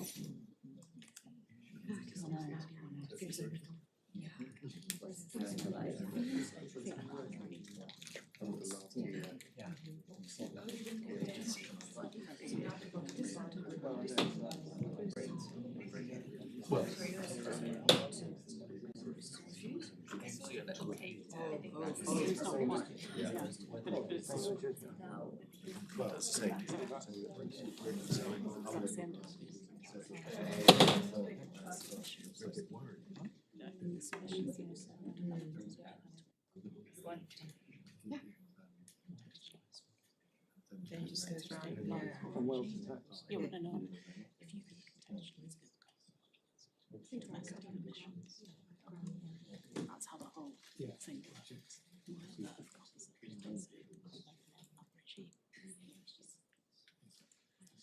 Yeah, yeah. Like the whole thing is And weird. contextualising against it. And it's a legally binding target, but yet when it comes to pollution changes, Which is about 10. or the legal parties rely on anything, any assumption that it is.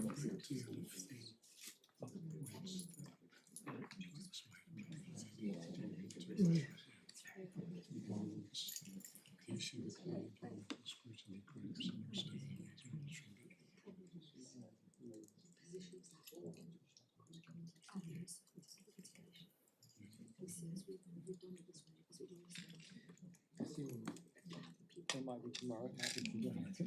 It's nothing to do with that. It's a logistical point.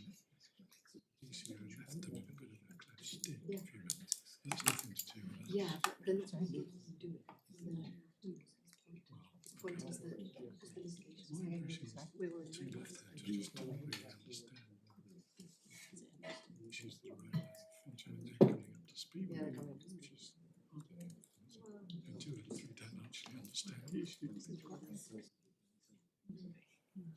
Lewison's positive procedure.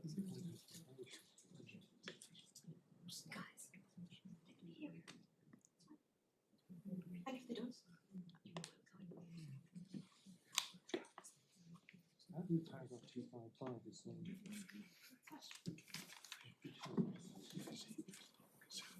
Beyond What it us. says, So we can ask.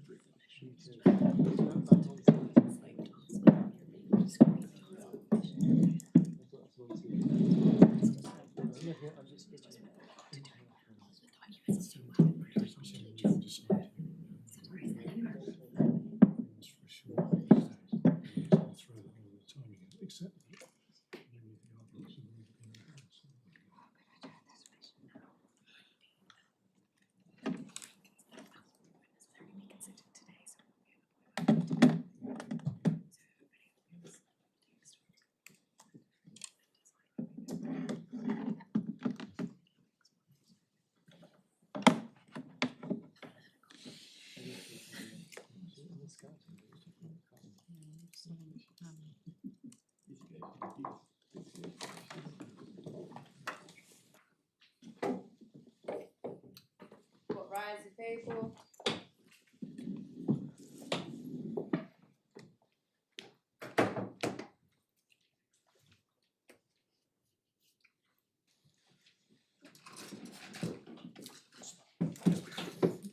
Mr. Strawn, we'd like to hear from you on what's been said so far. My lords, I'll try and deal with it as succinctly as possible. Yes. There is one particular irony that underlies this application that's relevant to each of the three stages that the court has to apply in considering any extension of time to be granted in this case. It arises from the fact that the appellant candidly accepts that there is a serious and significant failure to comply with this particular time limit on what is the first time that this court has the opportunity to police the time limit after its introduction. That's part of an overall intention to accelerate, not delay, determination of litigation dealing with nationally significant infrastructure projects. NSIPs as they're known, but I'll use the Yes. longer term.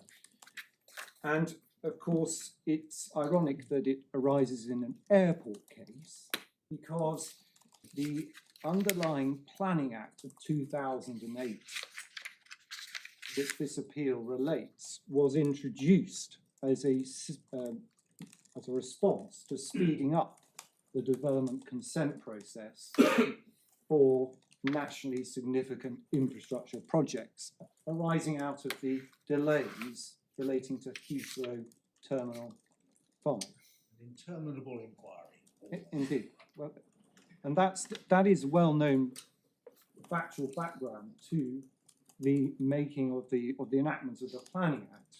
And I know the court's familiar, but in the Spurrier case, which we've given the reference in the bundle, as endorsed by the Supreme Court in the Friends of the Earth case, there's a explanation of why the Planning Act was introduced as a special regime for this type of project.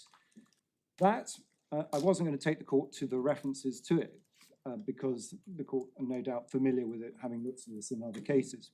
But that was dealing, if I can put it in this way, with the front end of the process, namely an application for development consent that goes through an examination which is time limited, 6 months, leading to a speedier response from the Secretary of State if your project qualifies, as this one does, because it's of an airport development of a certain scale. That's the Planning Act side, with the 6-week time limit then for bringing a judicial review challenge.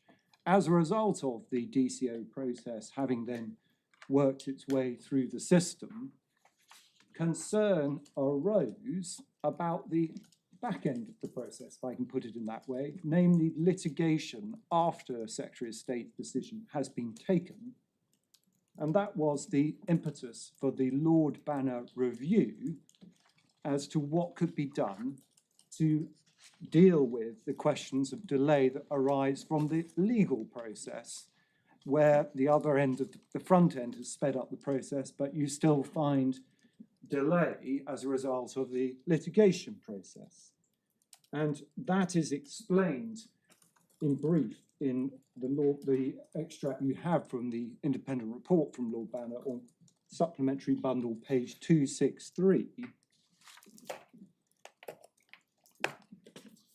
And he summarises in the report the origins of his review, and paragraphs 1 to 4, sorry, 1 through to 6, if I could just get the court to cast its eye over that. Paragraph 3 was dealing with the detriment to the public interest that arises from legal challenges to these decisions and the delay in that process. Balanced, of course, with the need to ensure access to justice and constitutional principles. And paragraph 5 was all about identifying ways to streamline that process. And paragraph 6, recommendations with meaningful acceleration of determining those legal challenges. And then you have, if I just draw your attention to both recommendation 3, which was dealing with the permission to appeal process to bring a challenge, and then recommendation 8, which is specific to this case, namely permissions to appeal from the planning court where a decision has previously been made. And that's where you have the target timescale being identified for this court then to deal with permission to appeal applications within 4 weeks of the application being made, which on any view is a challenging timetable, bearing in mind the underlying subject matter of a development consent with a detailed decision letter and a judgment from the planning court. The point of context I want to draw to the court's attention about recommendation 8 is, yes, true it is, it does not specify or recommend that the 21-day period for filing a notice of appeal should be shortened to 7 days, but it wasn't purporting to descend into the detail of how the Rules Committee would actually tackle the recommendation in itself. What is clear from it, both the nature of the recommendation and reference to the Rules Committee, is that any practitioner in this area would want to know what the Rule Committee's response would be to this recommendation. And as my Lord Justice Lewison put it, knock-on effects. Because well, the knock-on effects, I think, are specifically referred to in the footnote, which we haven't got, but I've looked at it online. That's where they come from. Well, my Lord, my simple submission about this is that if, as Mr. Garmer makes clear, he was aware of the Lord Banner recommendation, which in terms is flagging up that this is going to be dealt with by a Rule Committee change, and one thinks for a moment, just a moment, about the implications of the Court of Appeal having a target date of determining an application for permission to appeal, one is going to be inevitably interested in the consequential rule changes or practice direction changes that are going to give effect to this challenging approach. So it's difficult in our submission to understand the logic of the explanation that one finds in paragraphs 8 and 9 of Mr. Garmer's statement at page 251 of the supplementary bundle, that they were well aware of the well-trailed changes in the Banner Review, but not then having regard to the actual changes made by the Rules Committee through the practice direction that emerged in July, because any practitioner would be clearly interested in how this was going to be dealt with in terms of procedural change. Can I just then really underline the point I'm making about this, the importance of the practice change in the Court of Appeal to give effect to this public interest in this particular case and all development consent order cases. The previous period of 21 days has obviously been shortened to 7 days for filing of the appellant's notice. And in a sense, that is a reduction of 14 days. So if one talks about a delay of, well, we only delayed 9 days, of course, any delay in that context is going to be of a relatively short period, because the original period was 21 days, but the new period is 7 days. So in our submission, it's not much of an answer to rely upon the fact, well, I was only 9 days out of time, or it's 9 days later than the original 7. The whole purpose of introducing an exacting timetable of this is to meet the requirements or the underlying principles that underpin the Banner Review, which is to bring finality to the litigation process in accordance with timetables, subject, of course, to the court's discretion, which we're considering. Another way of looking at it quite simply is 21 days didn't sit with the target timescales for PTA or the 4 months for getting through a substantive hearing. It would have been ridiculous to impose that sort of stringency on the Court of Appeal without requiring appellants to get on with it at the front end. Absolutely, my lord. That is the other way of looking at it. But the reason I'm making this particular submission is that my learned friends' submissions have not really tackled the basic purpose of the rule change, which is to meet the concern about nationally significant infrastructure projects. This is a rule or a practice direction that's specific to these projects, because what has emerged from the process is that uncertainty in the legal process at the back end, as I put it, is now frustrating the general principles of speedy determination for nationally significant infrastructure projects generally.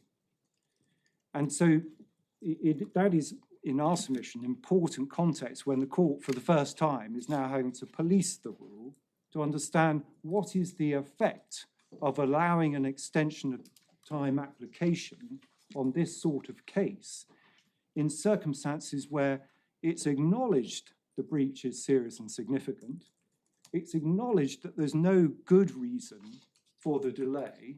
There's an explanation, a candid explanation. I accept it's candid, but not a good reason in itself, merely not knowing what the change was. And then reliance is then placed on all the circumstances of the case, and I'm going to come to those in a moment. But all the circumstances of the case, of course, include the whole purpose of this rule change in and of itself. In every development consent order case that's been to the planning court, and thereby a judgment being produced on legal grounds of challenge, because it's a judicial review process, the development in question is, by definition, nationally significant. It affects a large number of people. So that sort of invocation of it's an important case for this client and others is going to apply in virtually every single case. And if it's a reason for granting an extension, then the rule quickly becomes diluted. Likewise, reliance upon legal points of challenge, such as in this case, you didn't comply with the EIA regulations, it will be difficult to go back through the case law on DCOs without finding such a challenge in virtually every single case, or something akin to it, namely an allegation of an error of law, because it has to be for a judicial review, that relates to something like the EIA regulation process or important matters of policy. And thereby the invocation or the appeal to the court on the basis, well, we're raising an interesting point about a question of EIA, in my submission, again, is a very dangerous and slippery slope as a basis for granting an extension of time application. I'll come to the merits, which we strongly dispute in any event, but you can see why we say, as part of all the circumstances of the case, you're not actually identifying in substance anything peculiar to a application for permission to appeal to the Court of Appeal after something's been to the planning court. By definition, there would have been legal grounds of challenge which had been accepted to be arguable, because that's why the courts then made a ruling, and then the party seeking to re-argue, in this case, the same points in the Court of Appeal, but that's going to be virtually, in our submission, virtually every single case. So hardly a good basis for the first time the court is confronted with this practice direction to allow an extension of time by reference to those sorts of submissions. And I then wanted to really just turn to each of the three legal tests and the points you've heard about them as to why we say it's very important that the rule is policed and enforced in this case, because there aren't proper justifications for extension of time. And the court, if it's concerned, as my learned friend appears to be, with the proposition, well, we're raising some points that are going to be of significance in other cases, we say that's a submission that will almost certainly be capable of being made in every case. But as was alluded to in the course of argument, that is a reason for this court allowing those points, if they are to be pursued, to be dealt with on an application which is made timelessly, as my Lord Justice Holgate put it. We would say it cuts the other way. Wait for a suitable case. If it's brought timelessly, the court can consider it. And my learned friend appears to be saying, well, that may be the case with Gatwick. If so, that's a good reason to refuse this, not to grant it. But can I just tackle the three tests very briefly? Yes.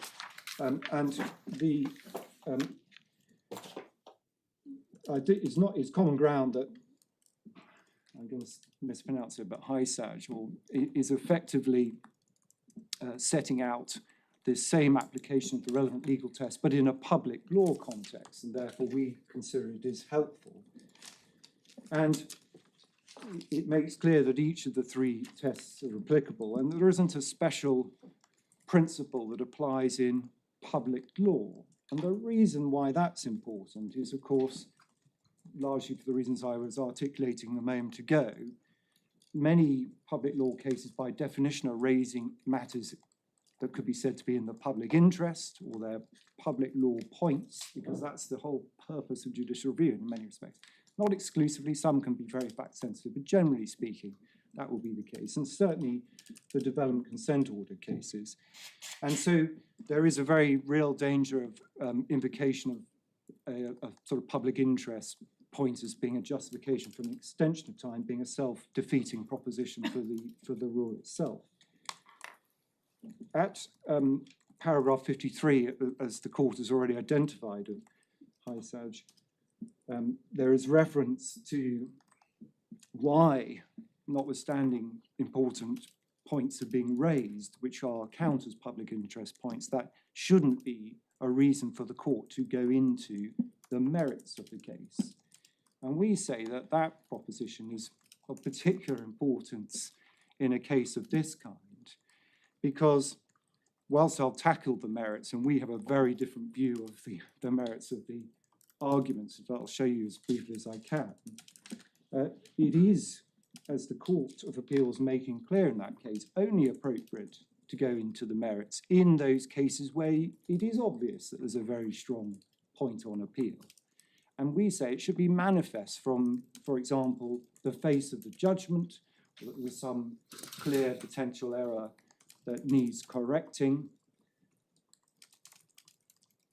or something that the appellant can point to as satisfying the test of being very strong, which doesn't involve, as you were treated to a moment ago, a partial recitation of the arguments that were already deployed unsuccessfully in the High Court, resisted by the defendant and the interested party, where the judge clearly does reference the arguments made by the defendant and the interested party as reasons why those claims were rejected.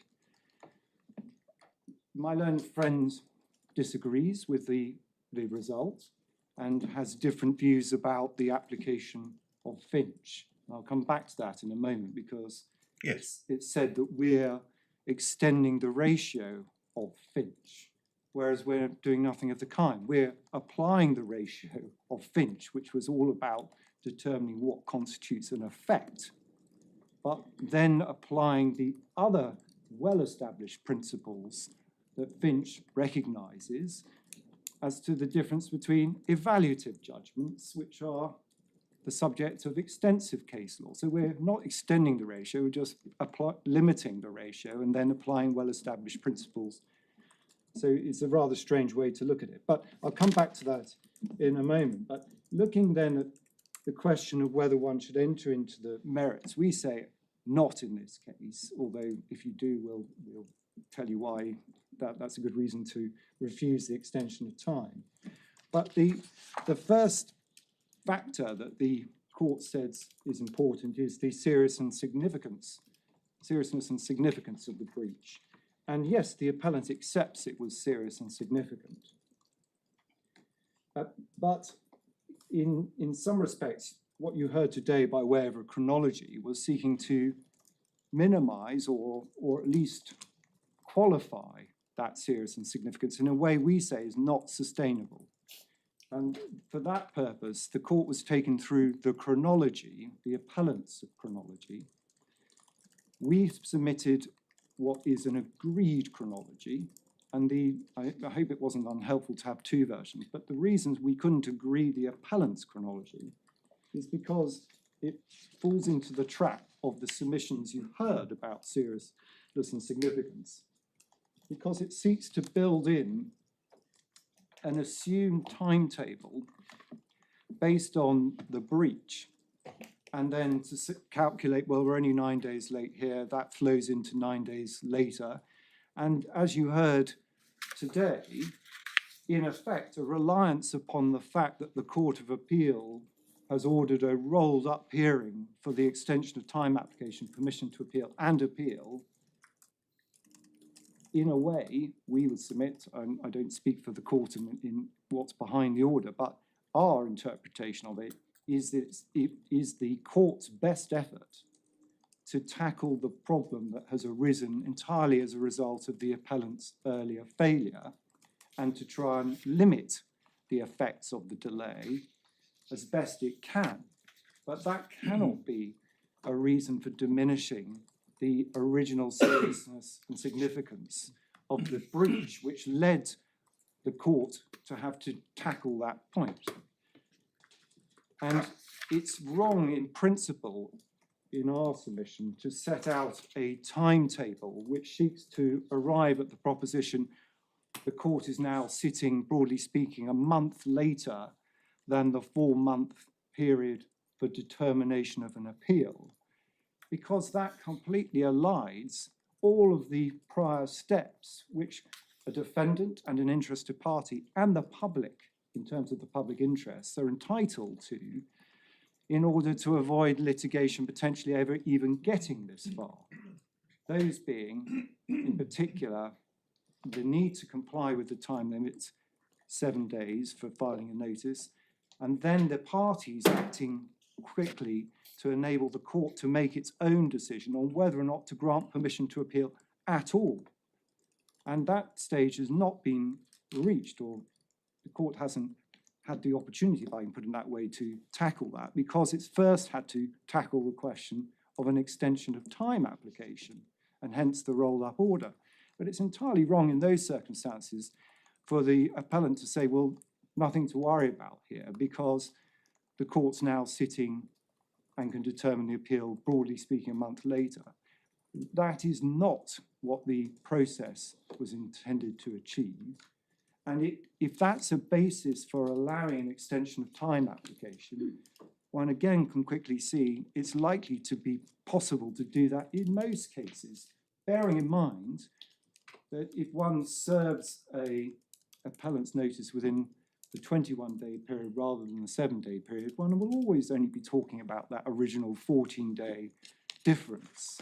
Well, I think you've made this point. I'm so sorry. Speak.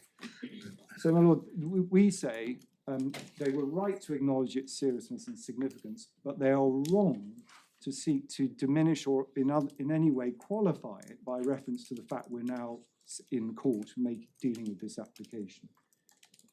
Why the default occurred, again, I've accepted this with admirable candour. They've explained why the default occurred, in effect, ignorance of the rule change. They've also accepted that that shouldn't have been the case, and we say clearly that's right. The rule change is one where, particularly if you're an appellant, first thing one ought to do is check what the rules are at the time you're submitting your notice, bearing in mind there always the potential for change, let alone the context of the Lord Banner review, of which they were aware. One of the other difficulties in that respect is that the rule change that was made, I say practice direction change, but I'm calling it a rule change because it came from the committee, but practice direction change was made in July. You have the date. It was not as if it was brought in overnight. Indeed, it was only to take effect from, I think, the 1st of October, so a good period for anyone to become familiar with it. And thereafter, Mrs. Justice Lang's order was 2 months after that, in the 7th or 8th of December. So there is plenty of time in that respect for parties to understand the change, or at least to check the rules before you submit your notice. And of course, that 7-day period also needs to be seen in the context of what it is that's being appealed, or potentially the subject of an application for permission to appeal. It's a decision of the planning court on an application relating to a development consent order, where necessarily, not invariably, but necessarily, there would have been a hearing, in most cases dealing with DCOs of this kind, a reserved judgment, as there was in this case, an application for permission to appeal made to the judge herself, and in circumstances where one's dealing with legal grounds of challenge, and in this case, 3 grounds that have a very strong resemblance to the original grounds originally argued, no real difficulty of submitting a appellant's notice within the 7-day period. You've already made your application to the judge below, you've had the judgment in advance, and therefore there shouldn't be any problem with complying with the rule. And so we submit, again, important context to the overall circumstances of the case, but also the question of why the default occurred. And I just wanted to emphasise the point we had made by reference to finality and this development consent order process. True it is the court doesn't need another judge to emphasise the point about finality, but once that period of 7 days has expired without such an appellant's notice, there is finality to the litigation. And my learned friend seeks to emphasise, well, the interested party didn't, for example, move the bulldozers on site on the day after that period expired. That's an unrealistic expectation we would submit in terms of a DCO. But that's not really tackling the point about nationally significant infrastructure projects at all. The uncertainty caused by continuing litigation, which may go on. Indeed, my learned friend, my Lord Justice Holgate referred to, this isn't the final court of appeal, of course. As any prolongation of uncertainty due to litigation has a corrosive effect on nationally significant infrastructure projects for the reasons Lord Banner was exploring, and the basic confidence in the development system that the DCO system was set up to operate. And therefore, having time limits of this kind is not simply to allow the developer to press on physically on site, but it's drawing a line or bringing the shutters down on the Secretary of State's decision, having gone through a very detailed process as to whether or not development should or should not go ahead. So, and that is a matter of public interest for nationally significant infrastructure projects. Can I just remind the court, bear in mind all the circumstances of the case on stage 3, that the Secretary of State's decision in this case begins with an identification of the compelling case in the public interest for this development based on need and socio-economic and economic benefits of the development. So, as you'd expect, that is a factor in these sorts of cases. None of that has been the subject of challenge through the legal process. Yes, there's an EIA challenge and a point about climate change, but underlying the basic decision here is something that's been taken in the public interest as a consent for the developer, but as a wider point about granting approval of development which the Secretary of State considers to be in the public interest. The Secretary of State doesn't control how and when the developer then proceeds, but the Secretary of State's decision in itself is an important one in the public interest for the purposes of good public administration, which should be allowed to have some finality unless someone brings a challenge within the requisite shortened period, which has not happened here. And so we say that important point about the public interest, not just for the interested party, but for what's at stake here for the Secretary of State making these difficult decisions, is part of the circumstances of the case. And it's tackled, although I don't need to turn it up unless the court wants me to go to it, but the Secretary of State's decision deals with the question of the public interest. Yes, no, I don't think we need to go through that. Well, Just can I? to the argument. So what then, can I really condense this down to what I understand then really to be the principal point for a request for an extension of time, because it's not that there's any lack of seriousness or significance, nor is there a good reason for the delay, but it appears to relate to the merits of the case itself. I've made my submissions about what the correct test is for the court to entertain argument about the merits. It's identification of a very strong case. Far from there being a very strong case on any of the grounds that have been identified, we submit the opposite is true. And it's very difficult here, of course, not to get too drawn into arguing the points on appeal. I'm going to try and avoid doing that. But I'm just going to at least put what I hope is an acceptable proposition, that at the very highest the appellant could put their case is that they've got a different interpretation or different view to that of the judge and the defendant, the interested party, but it's not, certainly doesn't come anywhere near to establishing the sort of very strong case that would be necessary. And the reason for the very strong criterion and its counterpart, a defendant should only say this is a very weak case, and the two go together, is that the court should not have to go into the arguments in much detail. My Lord, It should be apparent that it's either very strong or very weak. my Lord, indeed. But can I then tackle the three grounds on that high level basis? Yes. Perhaps the simplest way of taking ground one is to pick up on a question that the court asked, which wasn't answered. We asked below, and I think the judge in argument asked below, and has never been answered. That is, what on earth do you do with the emissions from international flights, having quantified them, which is what was done here, by way of assessment of their significance,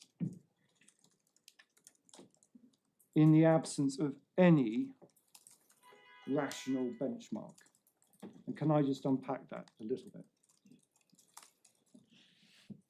First of all, it's wrong for the appellant to argue, as appears on a number of occasions, that the Secretary of State and the interested party did not quantify or assess in that respect the emissions from aviation internationally. This is the incoming flights. The incoming flights. Yes, and of course, it has always been the practice to take into account outbound flights, but the practice had been not to take into account inbound flights, both domestically and internationally, because you end up. The developer said double the emissions. The developer said if one is to do that, if that's the effect of Finch, because these are effects from a causation perspective, i.e. a flight's taking off in Rome to come to Luton with its new expanded airport, then okay, that's an effect. No one disputed that as a result of Finch, that these could properly be described as indirect effects of expanding Luton. So that's why I said, far from distorting or misapplying or taking Finch further than it should, to the contrary, both the developer and the Secretary of State recognise that those are indirect effects. They were then quantified, and as my Lord has just put it, they doubled the emissions because, understandably, a flight to Rome and a flight back, you calculate the emissions there, you double them because the flight comes back. They were quantified, they were set out in the environmental information by reason of a request from the Secretary of State, and they were subject to full consultation through the public participation process, and indeed the appellants had the opportunity, as did others, to comment on them. And I mentioned that because that's part of the EIA process, albeit it didn't occur in the original environmental statement, which predated Finch, but as a result of Finch, the Secretary of State sought further information. That further information, quantification. So-called Finch appendix. Exactly. And then there was full public participation in the process. Something which is Further information is actually a statutory step under the rules. Indeed, because and then there's a requisite time period that's allowed for consultation, Yeah. which, and no one's disputed that occurred, and people had opportunity to make representations. Just pause for a moment. That was patently not the case in Finch, nor indeed in the West Cumbria case, which my learned friend referred to. Finch was the very opposite. The emissions from burning oil were excluded from the ES and from the committee report because they were treated as not effects at all. So there was never any opportunity in that sense to comment on it, hence the importance of public participation emphasised by Lord Leggett in Finch. The same in West Cumbria, which was an inquiry that took place prior to Finch, and the decision in Finch came out after the Secretary of State's decision. I wasn't going to go into the detail of that, but a very basic distinction. Here, Finch had come out post-examination. The implications of Finch were addressed in the Finch appendix, and no one disputed that based on the causation analysis in Finch, the incoming international flight is an indirect effect of Luton operating. There was, and I don't need to complicate here, there was some argument made about would those flights take place anyway, albeit to a different airport. But that wasn't the basis for the Secretary of State's decision. And the Secretary of State and the interested party, for these purposes, calculated those emissions. But, and this is the point I come back to, the question the court asked, the question we've asked, and the question's never been answered properly, and demonstrates why this ground one is, we say, without merit. Having calculated those emissions, there is no relevant, established or rational benchmark available to anyone to assess the significance in the way my learned friend, further assess their significance in the way my learned friend suggests, because there are no budget benchmarks or other calculations that explain whether a flight from Rome and the emissions it generates, which we know what they are in quantitative terms, whether or not they're within or without the country's own budgets, etc. There is no benchmark to establish them. And the reason for that is because the UK's carbon budgets, by convention under the Paris Agreement, tackle aviation in exactly the way that was previously described, namely each country has, for their carbon budget, outbound flights. This is a convention that's been well established. All right, well, So- as you said, Mr. Drawn, you don't have to argue the point No, in no, detail. I'm sorry. That's So the no, question, you well, the question- haven't said too much, but Yeah. we've got the point yeah, under. and that was the question I understood the court to ask earlier. My Yeah. learned friend said, well, there were 3 metrics. They're lost on us. We don't know what they are.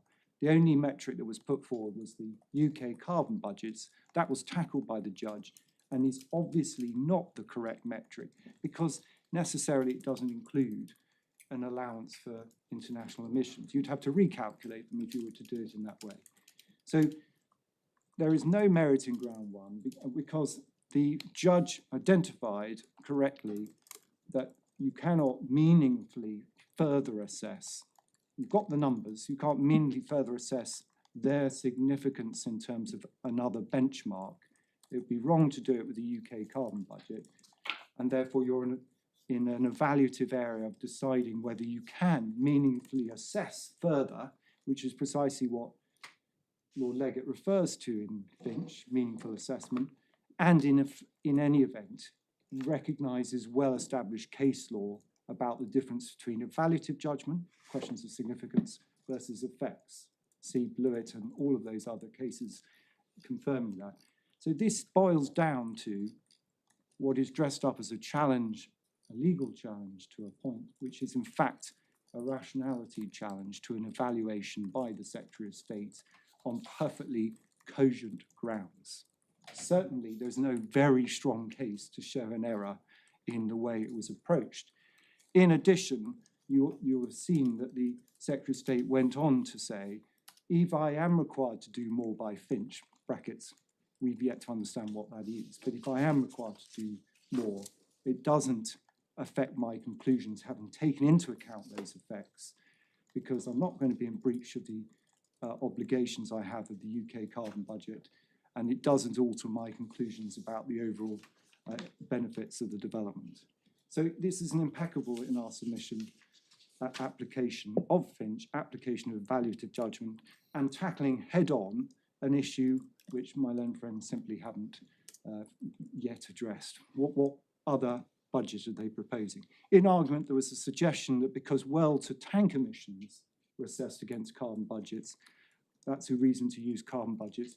Absolutely no. Well-to-tank is an assumption about where your fuel comes from and how you may expend carbon emissions getting your fuel where it's extracted.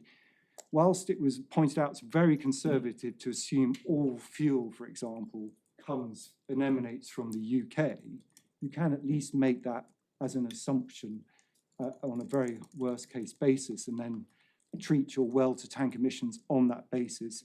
There is no rational or logical basis for treating international inbound emissions as within the UK carbon budgets because it's absolutely clear that they don't include those. So that it would be completely artificial, unrealistic, and just wrong in principle to assess them against the UK carbon budgets. Ground 2 was about non-CO2 emissions. And that follows both the approach previously in Bristol, but my learned friend's case is, well, things have moved on, i.e. the CCC, for example, have said that non-CO2 needs to be addressed. there's never been any dispute that non-CO2 needs to be addressed in the wider sense, and indeed the government is carrying out research projects to think about how one would address them. But no one was saying there's an established science or methodology that requires you to apply a particular multiplier to assess non-CO2 effects. And again, the interested party did do a qualitative assessment. It forms part of the ES to identify them, but they were unable to quantify them reliably in the absence of any identifiable agreed multiplier.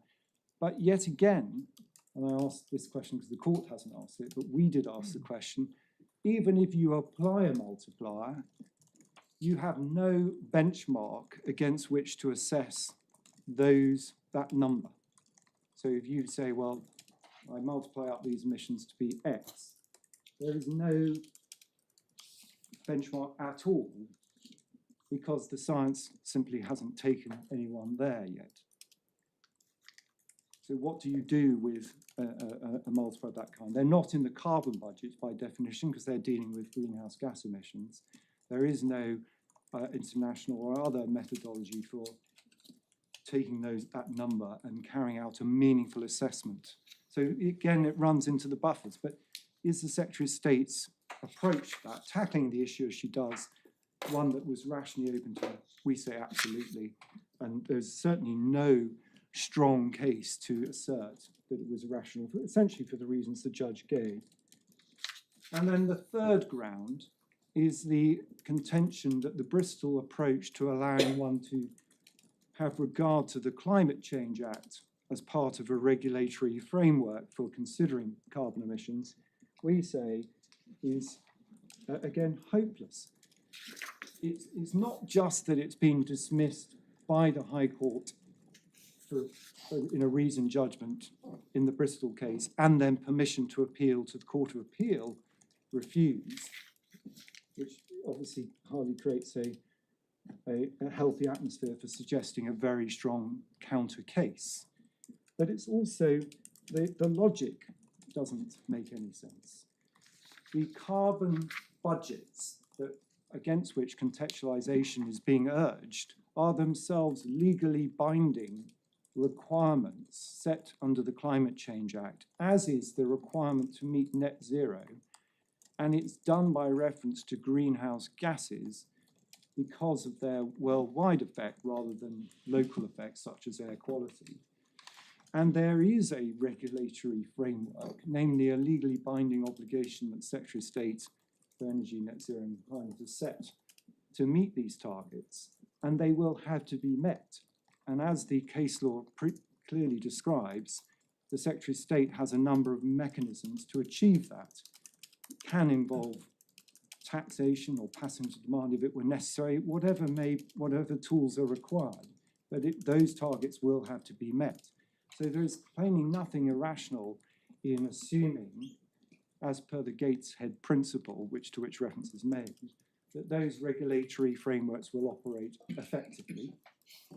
And I just wanted to give the court some assistance because this point did arise in very similar terms in a more recent post-Finch decision in the case of Boswell dealing with the Net Zero Teesside Development Consent Order, which is at the Bundle of Authorities, tab 25, page 888, paragraph 81. Paragraph 81.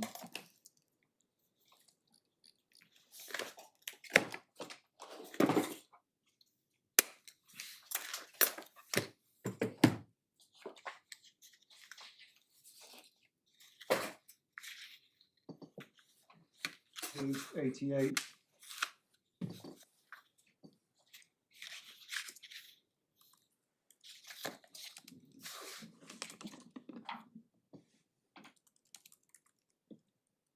And it's really the second sentence. I've taken it very quickly, but in that case, development consent was granted for a new gas energy generator with carbon capture attached to it.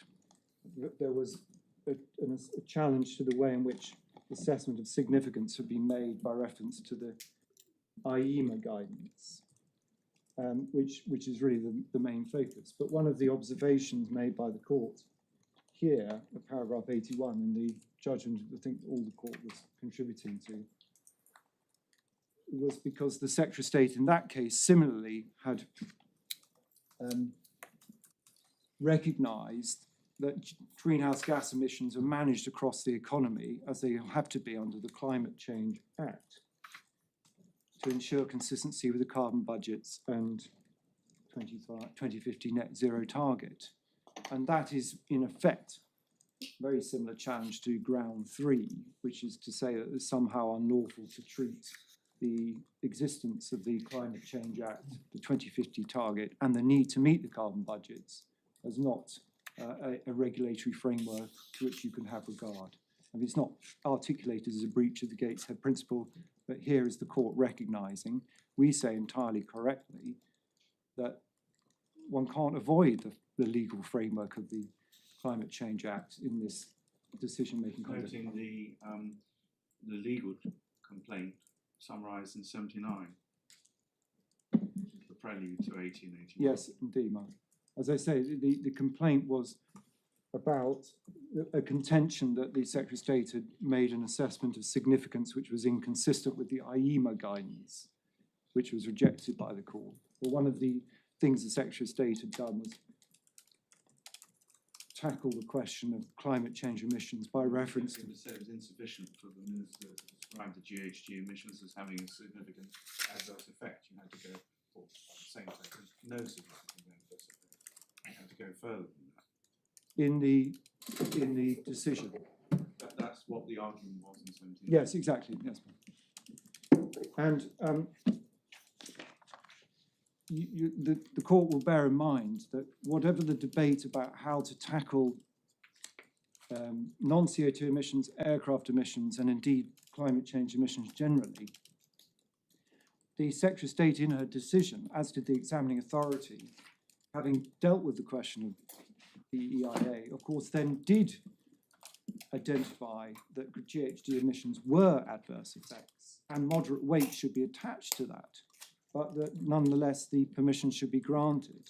And that's done after going through that full process. So this isn't a case at all akin to something like Finch or any equivalent error, which would potentially give rise for the court to say, well, something's gone seriously wrong here. Notwithstanding all the problems with extension of time, we need to intervene and allow this to be heard. There's nothing of that kind. And indeed, there isn't even a challenge to the general principle as to the need for this development, and there never has been. So in our submission, when one focuses at a high level, and I would have plenty more to say if we were to get into the merits, but at a high level, none of the grounds begin to get close to that very strong prospect. We actually say they're very weak, but certainly we think the more appropriate thing is for the court not to be drawn into the merits. And if you're not drawn into the merits, there is no public interest reason for allowing an extension of time. To the contrary, it's undercutting the very essence of why the rule was put in place in the first place, namely to bring a finality for these important projects. Everyone should follow that. And if there are other legal points out there waiting to be decided, the court will no doubt have its fill on another occasion and another opportunity.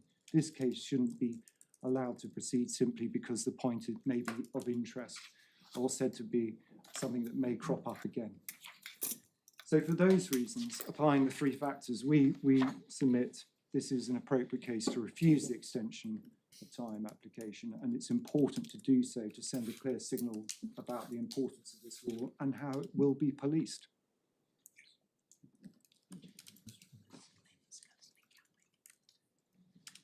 Thank you, Mr. If the court wants, we can provide more detail of what the grounds of appeal are in the Gatwick case, which had been heard. We have the skeleton argument. Our understanding, grounds 1 and 2 are effectively very, very similar to what you have before you. Ground 3 is not raised in the same way, or it's raised differently, we accept that. but I've already tackled round three. I did. Thank you very much. Mr. Humphreys, I thought you were going to sit this one out.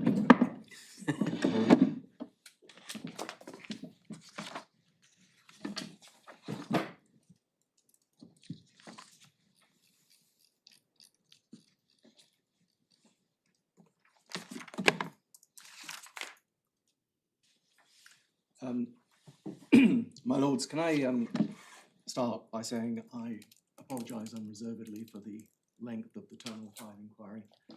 I tried my best, really, I did. Our arguments on this one aspect of these matters does differ from that of the Secretary of State.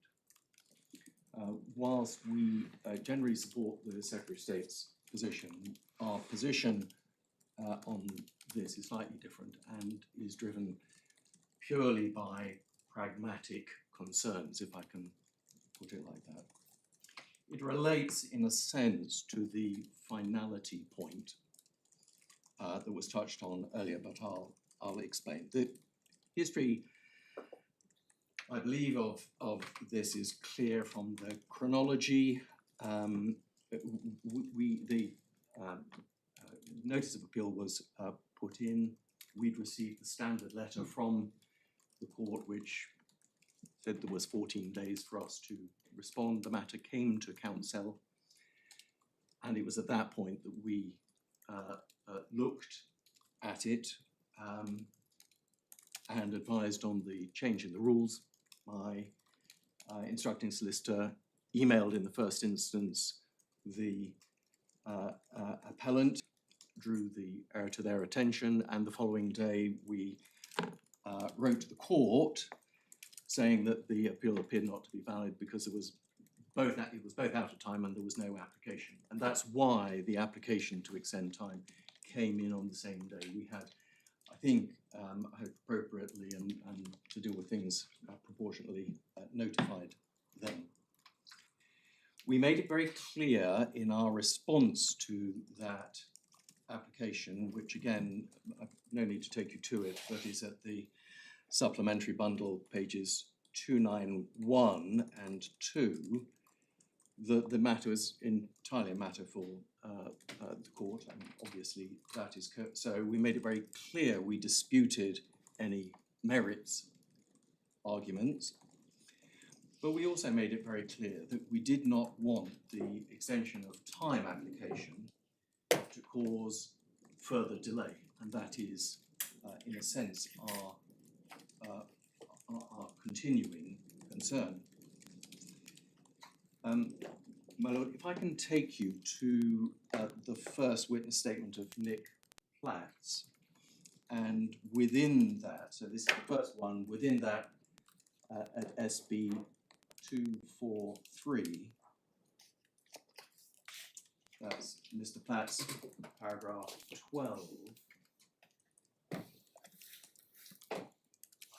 It's there that he talks about target timescales, and he says that judgment in respect of this challenge, he'd been advised, would be handed down before the end of 2025. It was in fact November, and that any appeal to the Court of Appeal can be heard and disposed of within 6 to 9 months thereafter. This court has moved with enormous expedition, and that's entirely within that range.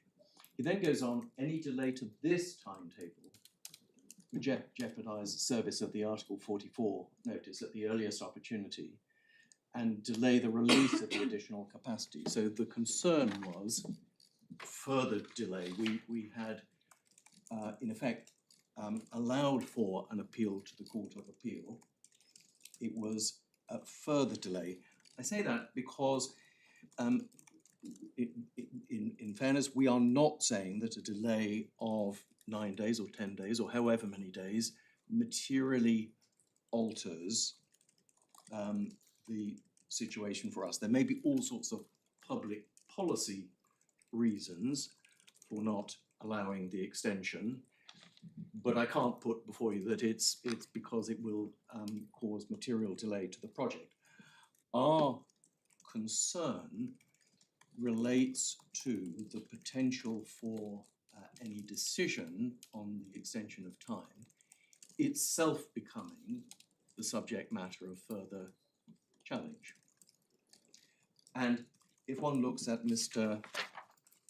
Platt's second witness statement, starts at page 271.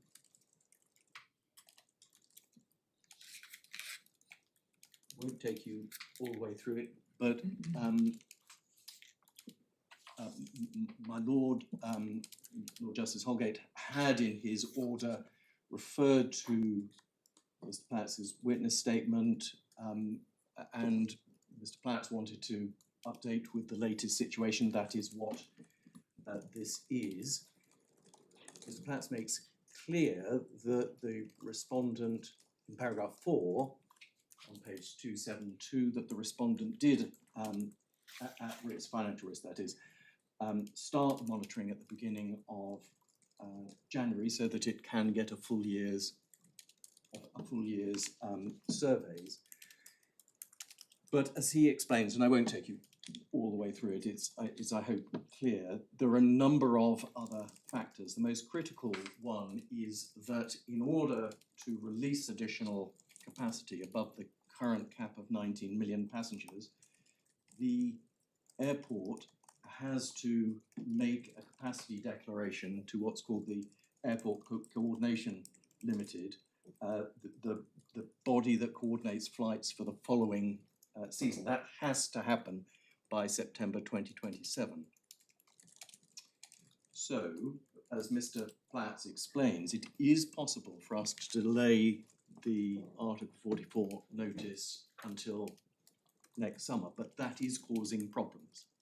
That is causing problems that he explains. And the problems are that the whole structure of the Luton Airport DCO introduced this new scheme. It was absolutely unique, where the environmental oversight of the airport's performance is undertaken by an independent body called the Environmental Scrutiny Group. That group, under the order, has to be formulated, chair has to be appointed, members have to be appointed, technical panels have to be appointed with experts and so on. That's what Mr. Platt is explaining here. And when the monitoring for 2026 is undertaken, there must be a report submitted to that group, but therefore the group has to exist. That involves a lot of people from a lot of local authorities and some considerable expenditure. Now, what the airport has been doing because of the uncertainty caused by the challenge, it has been delaying the expenditure on a lot of those items, and that's made it absolutely plain. But there will come a point where it will have to appoint those people, other bodies, other local authorities will become involved. And paragraph 11, all of this places considerable financial and administrative It's right, burden. Sheffield, we've read the witness statement. Thank you. And so that is our concern. Now, coming then to our position.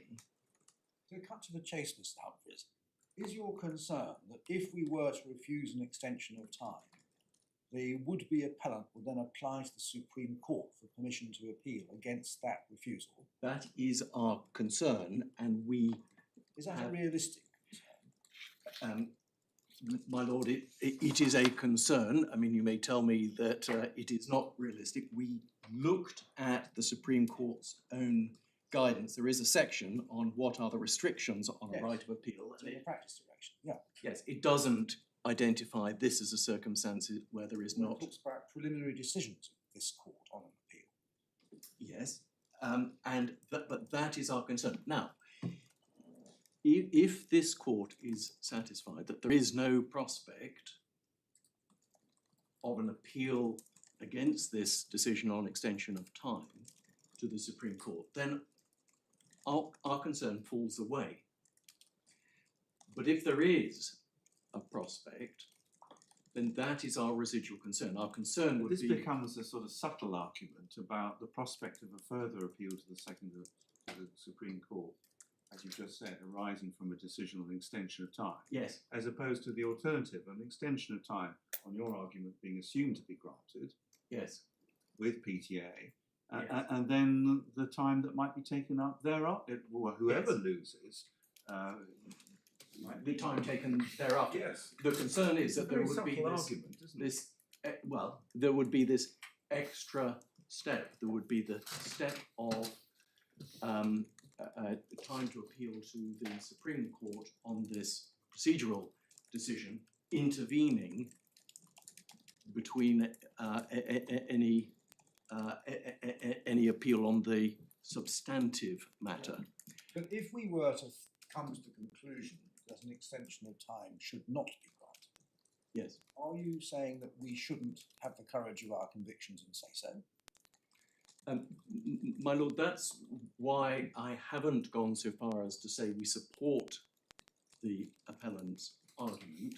We've said all along that it's entirely a matter of court for the court, but I'm drawing to your attention what is a genuine concern for my clients because of the things that are set out in Mr. Platt's evidence. I can't say that 9 days makes a difference, but we are concerned that we are beginning now to get to a situation where we could lose an entire, we can't make the Article 4, we can't serve the Article 4 notice, we can't make the declaration, and a year's growth is lost, and that would be a very serious matter for the airport. And as will be plain, it's a publicly owned airport, it's a local authority owned airport. My lord, so in effect, I've only been allocated 10 minutes, quite rightly, I have no problem with that, but those are the submissions that I want to bring before you. Right. Mr. Hull, I'm very don't reply on the merits. I suggest we've had an outing on headline points on both sides. But subject to that, is there anything you'd like to say in yes. reply?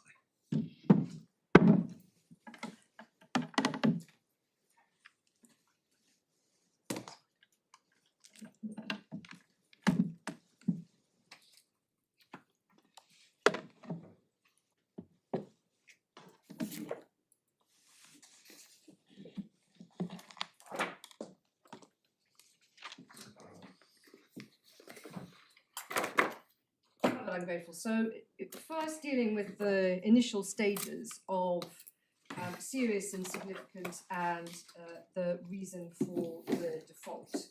My Lord Justice Lewison commented on the footnote in the Banner Review, and we note that the footnote in the Banner Review in relation to knock-on adjustments also ran from the application for permission to appeal.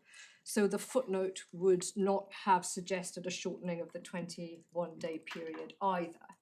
Now, my Lord Justice Holgate, in addressing the point that's effectively being taken, is that the default is somehow worse here because the legal representatives should have known of the change because the Banner Review was so well understood and should have alerted counsel and solicitors to the change. So even beyond the normal requirements for the legal representatives to be aware of a change, here what's effectively being said is, well, the Banner Review makes things worse, makes it less likely that an extension of time should be granted. And that's why I've taken some careful time to address the point, because we say that's not right. There's nothing in the Banner Review that would have done that. Now, my Lord Justice Holgate says, well, the Banner Review introduced the target timescales, and effectively without the appellants getting on before that, that should have been obvious from what the Banner Review was saying, that if there were target timescales, there would also be a knock-on effect on the application for permission to appeal. And I'd just like to push back on that with reference to the call for evidence. That's at the end of the supplementary bundle and all separately on page 306 of the supplementary bundle. Now, again, I make this series Sorry, of can you give me the reference again? 306 Of the of the call for evidence. So either it's at the very end of the supplementary supplemental bundle, bundle. Thank or you. you might have it separately, my lord. Thank you. Page 306. Because the Secretary of State took the court to the Banner Review, and here the call for evidence sets out for the wider public consumption what the government was consulting on or was calling for evidence in relation to the introduction of the target timescales, page 306, underneath the two recommendations. And the reason I say that I'm making these submissions with a considerable degree of diffidence, but yet with force, is that the Banner Review and the target timescales was focusing on the time that the court takes to deal with applications, not the time taken to put the application in. So the first paragraph under the box there makes it clear that the report finds that there are long average turnaround times in the Court of Appeal and the Supreme Court for determining the application for permission to appeal. So once it's gone in, the time frames differ. And at the end of that paragraph, it makes it clear that sometimes it is more swift than other times. Now, Lord Banner was not shy in making recommendations to change the rules and the practice direction where he considered such a change was required to achieve the celerity we have talked about. He did not recommend changing the 21-day period. His focus was all on what happens once the 21-day period has elapsed. Now, what appears to have happened is that at some point after the call for evidence, at some point, the Rule Committee, or it was decided, to reduce the permission time as well. And that was what was published, and we should have known. Is this argument just supporting a submission that delay, that the breach of the rule wasn't serious and significant? No. Is it supporting an argument that there was a good reason for it? Then where does it go? It goes to two things, my lord. The first thing it goes to is the suggestion on the part of the Secretary of State that those two things weigh more heavily against the appellant because it should have been known as a result of the Banner Review that this change was going to be made, or at least it should have been deduced from it. And we say that's not right. It doesn't weigh more strongly against the appellant. The second reason that we make this point with some force is that the Secretary of State has not in fact identified any prejudice to the Secretary of State from the delay in the notice of appeal being filed. Differently from other cases, like for example, HISAJ, and if you want the reference, page 292 of the authorities bundle, paragraph 53, of critical importance there in HISAJ, it was decided that the application would be granted because there was no prejudice to the Secretary of State in the conduct of the case. It is the same here. The prejudice that is claimed by the Secretary of State is all in the context of the Banner Review changes, the need for celerity in these cases, and the impact of the rule change in general. And my submission is twofold. First, the impact of the rule change in this particular case has not caused the prejudice, the ultimate prejudice that the Banner Review was concerned about, because it has not delayed the NSIP project. And we've heard that now very clearly from the interested party. Note, that will not always be the case. Were this unhappy circumstance to arise in a different case, there may well be significant prejudice to the project coming forward. But the second thing that is said is a sort of general point about how, in this particular circumstance, the application for the extension should not be granted because of the background of the need for celerity and the change to the rules in general. And that's where my submission goes to. It goes to that the reason for the change in the rules was about that overall speeding up of the process so that the project could come forward.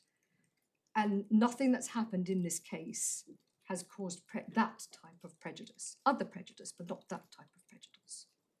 That's where the argument goes to.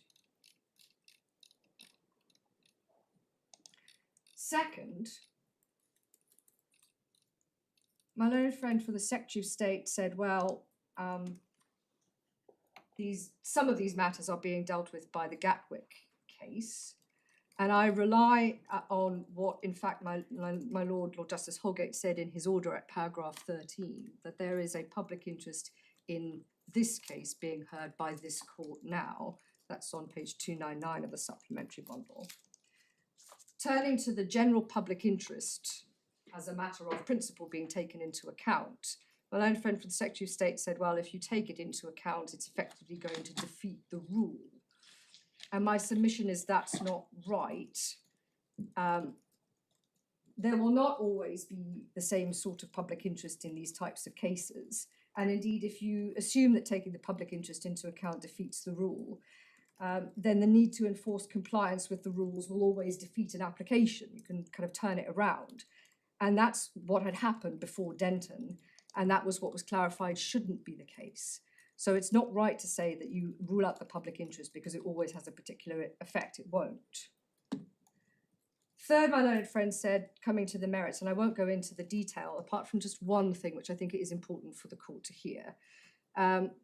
The Secretary of State said, well, it has to be manifest on the face of the judgment that there is a significant error that the court should be correcting. And that's why I started in the response I gave on the merits, in the response to what was being asked from the court. That's why I started with the judge omitting determination on a number of matters, because she simply didn't grapple with very key elements of the claimant's case, with the result that they have not been addressed. And we say that that, on the face of the judgment, goes to why there is a strong basis for the application for permission to appeal. Finally, my learned friend for the Secretary of State said, well, underlying the basic decision here is that the Secretary of State, in the public interest, approved this development for which there was a need, and he asked the court to take that into account. And in this case, there is a very particular answer to that, which goes to why the extension of time should be granted in the public interest. And it is that the examining authority acknowledged the very same need, acknowledged the public interest in the development coming forward, but recommended refusal of the DCO. You see this in core bundle page 458. At paragraph 8.1.4, the examining authority identified the benefits, but then concluded that those benefits would not be outweighed by the harms, including the environmental harm, including from the additional greenhouse gas emissions. Now, the Secretary of State took a different view, and obviously she is entitled to do that on a lawful basis.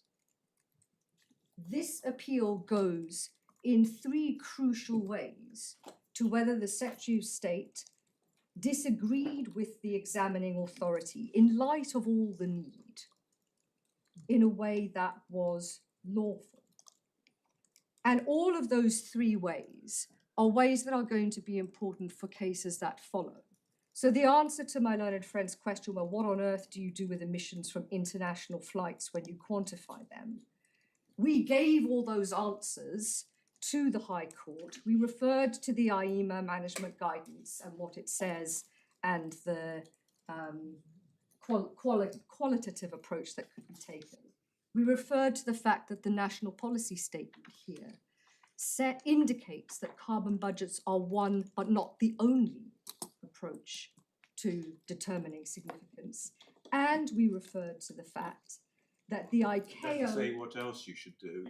It doesn't. Oh. But that's why we refer to the IEMA guidance, which sets out You understand that? many different things, and also referred to the fact that the ICAO so the International Civil Aviation Authority sector-based scenario has been identified as something that might be used for contextualization. Indeed, the Secretary of State only rejected that in Gatwick because the applicant hadn't justified it sufficiently. That's another thing that could have happened here. The applicant here could have justified using the ICAO sector-based scenario. The reference for that is SB 299, paragraph 205. Now, none of that is properly addressed in the judgment, nor indeed did the judge address properly, and this is a key point, because the double counting issue with the carbon budgets, will arise in every single airport development. If that is a good reason not to determine the significance of greenhouse gas emissions, it will arise every time. There is a clear, strong, firmly worded answer to that problem in the EFTA court decision, which is persuasive but not binding, to which the appellant took the High Court, but which is not engaged with or addressed at all in the judgment. And that goes to a point of principle about how you interpret the environmental impact assessment regulations and what that means for determining significance. Never dealt with, should have been dealt with, strongly in favour of the appeal being brought forward. And finally, just on ground 3, I'm not going to descend into the merits, but I do want to say 2 things about Boswell. First, in fact, it helps the appellant, not the Secretary of State, because it makes clear that you don't need a benchmark to do the significance assessment. And what's being relied on here is there's no benchmark.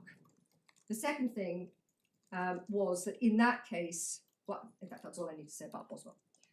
But stepping back on ground 3, and this touches on one of the things that the court effectively said, if it's right as a matter of principle that the decision maker should assume that the Secretary of State will comply with the Climate Change Act, will comply with the carbon budgets, will meet the net zero target, and will comply with anything under that, like the Jet Zero strategy, then there is no point in assessing the extent of the impact from greenhouse gas emissions of these projects at all.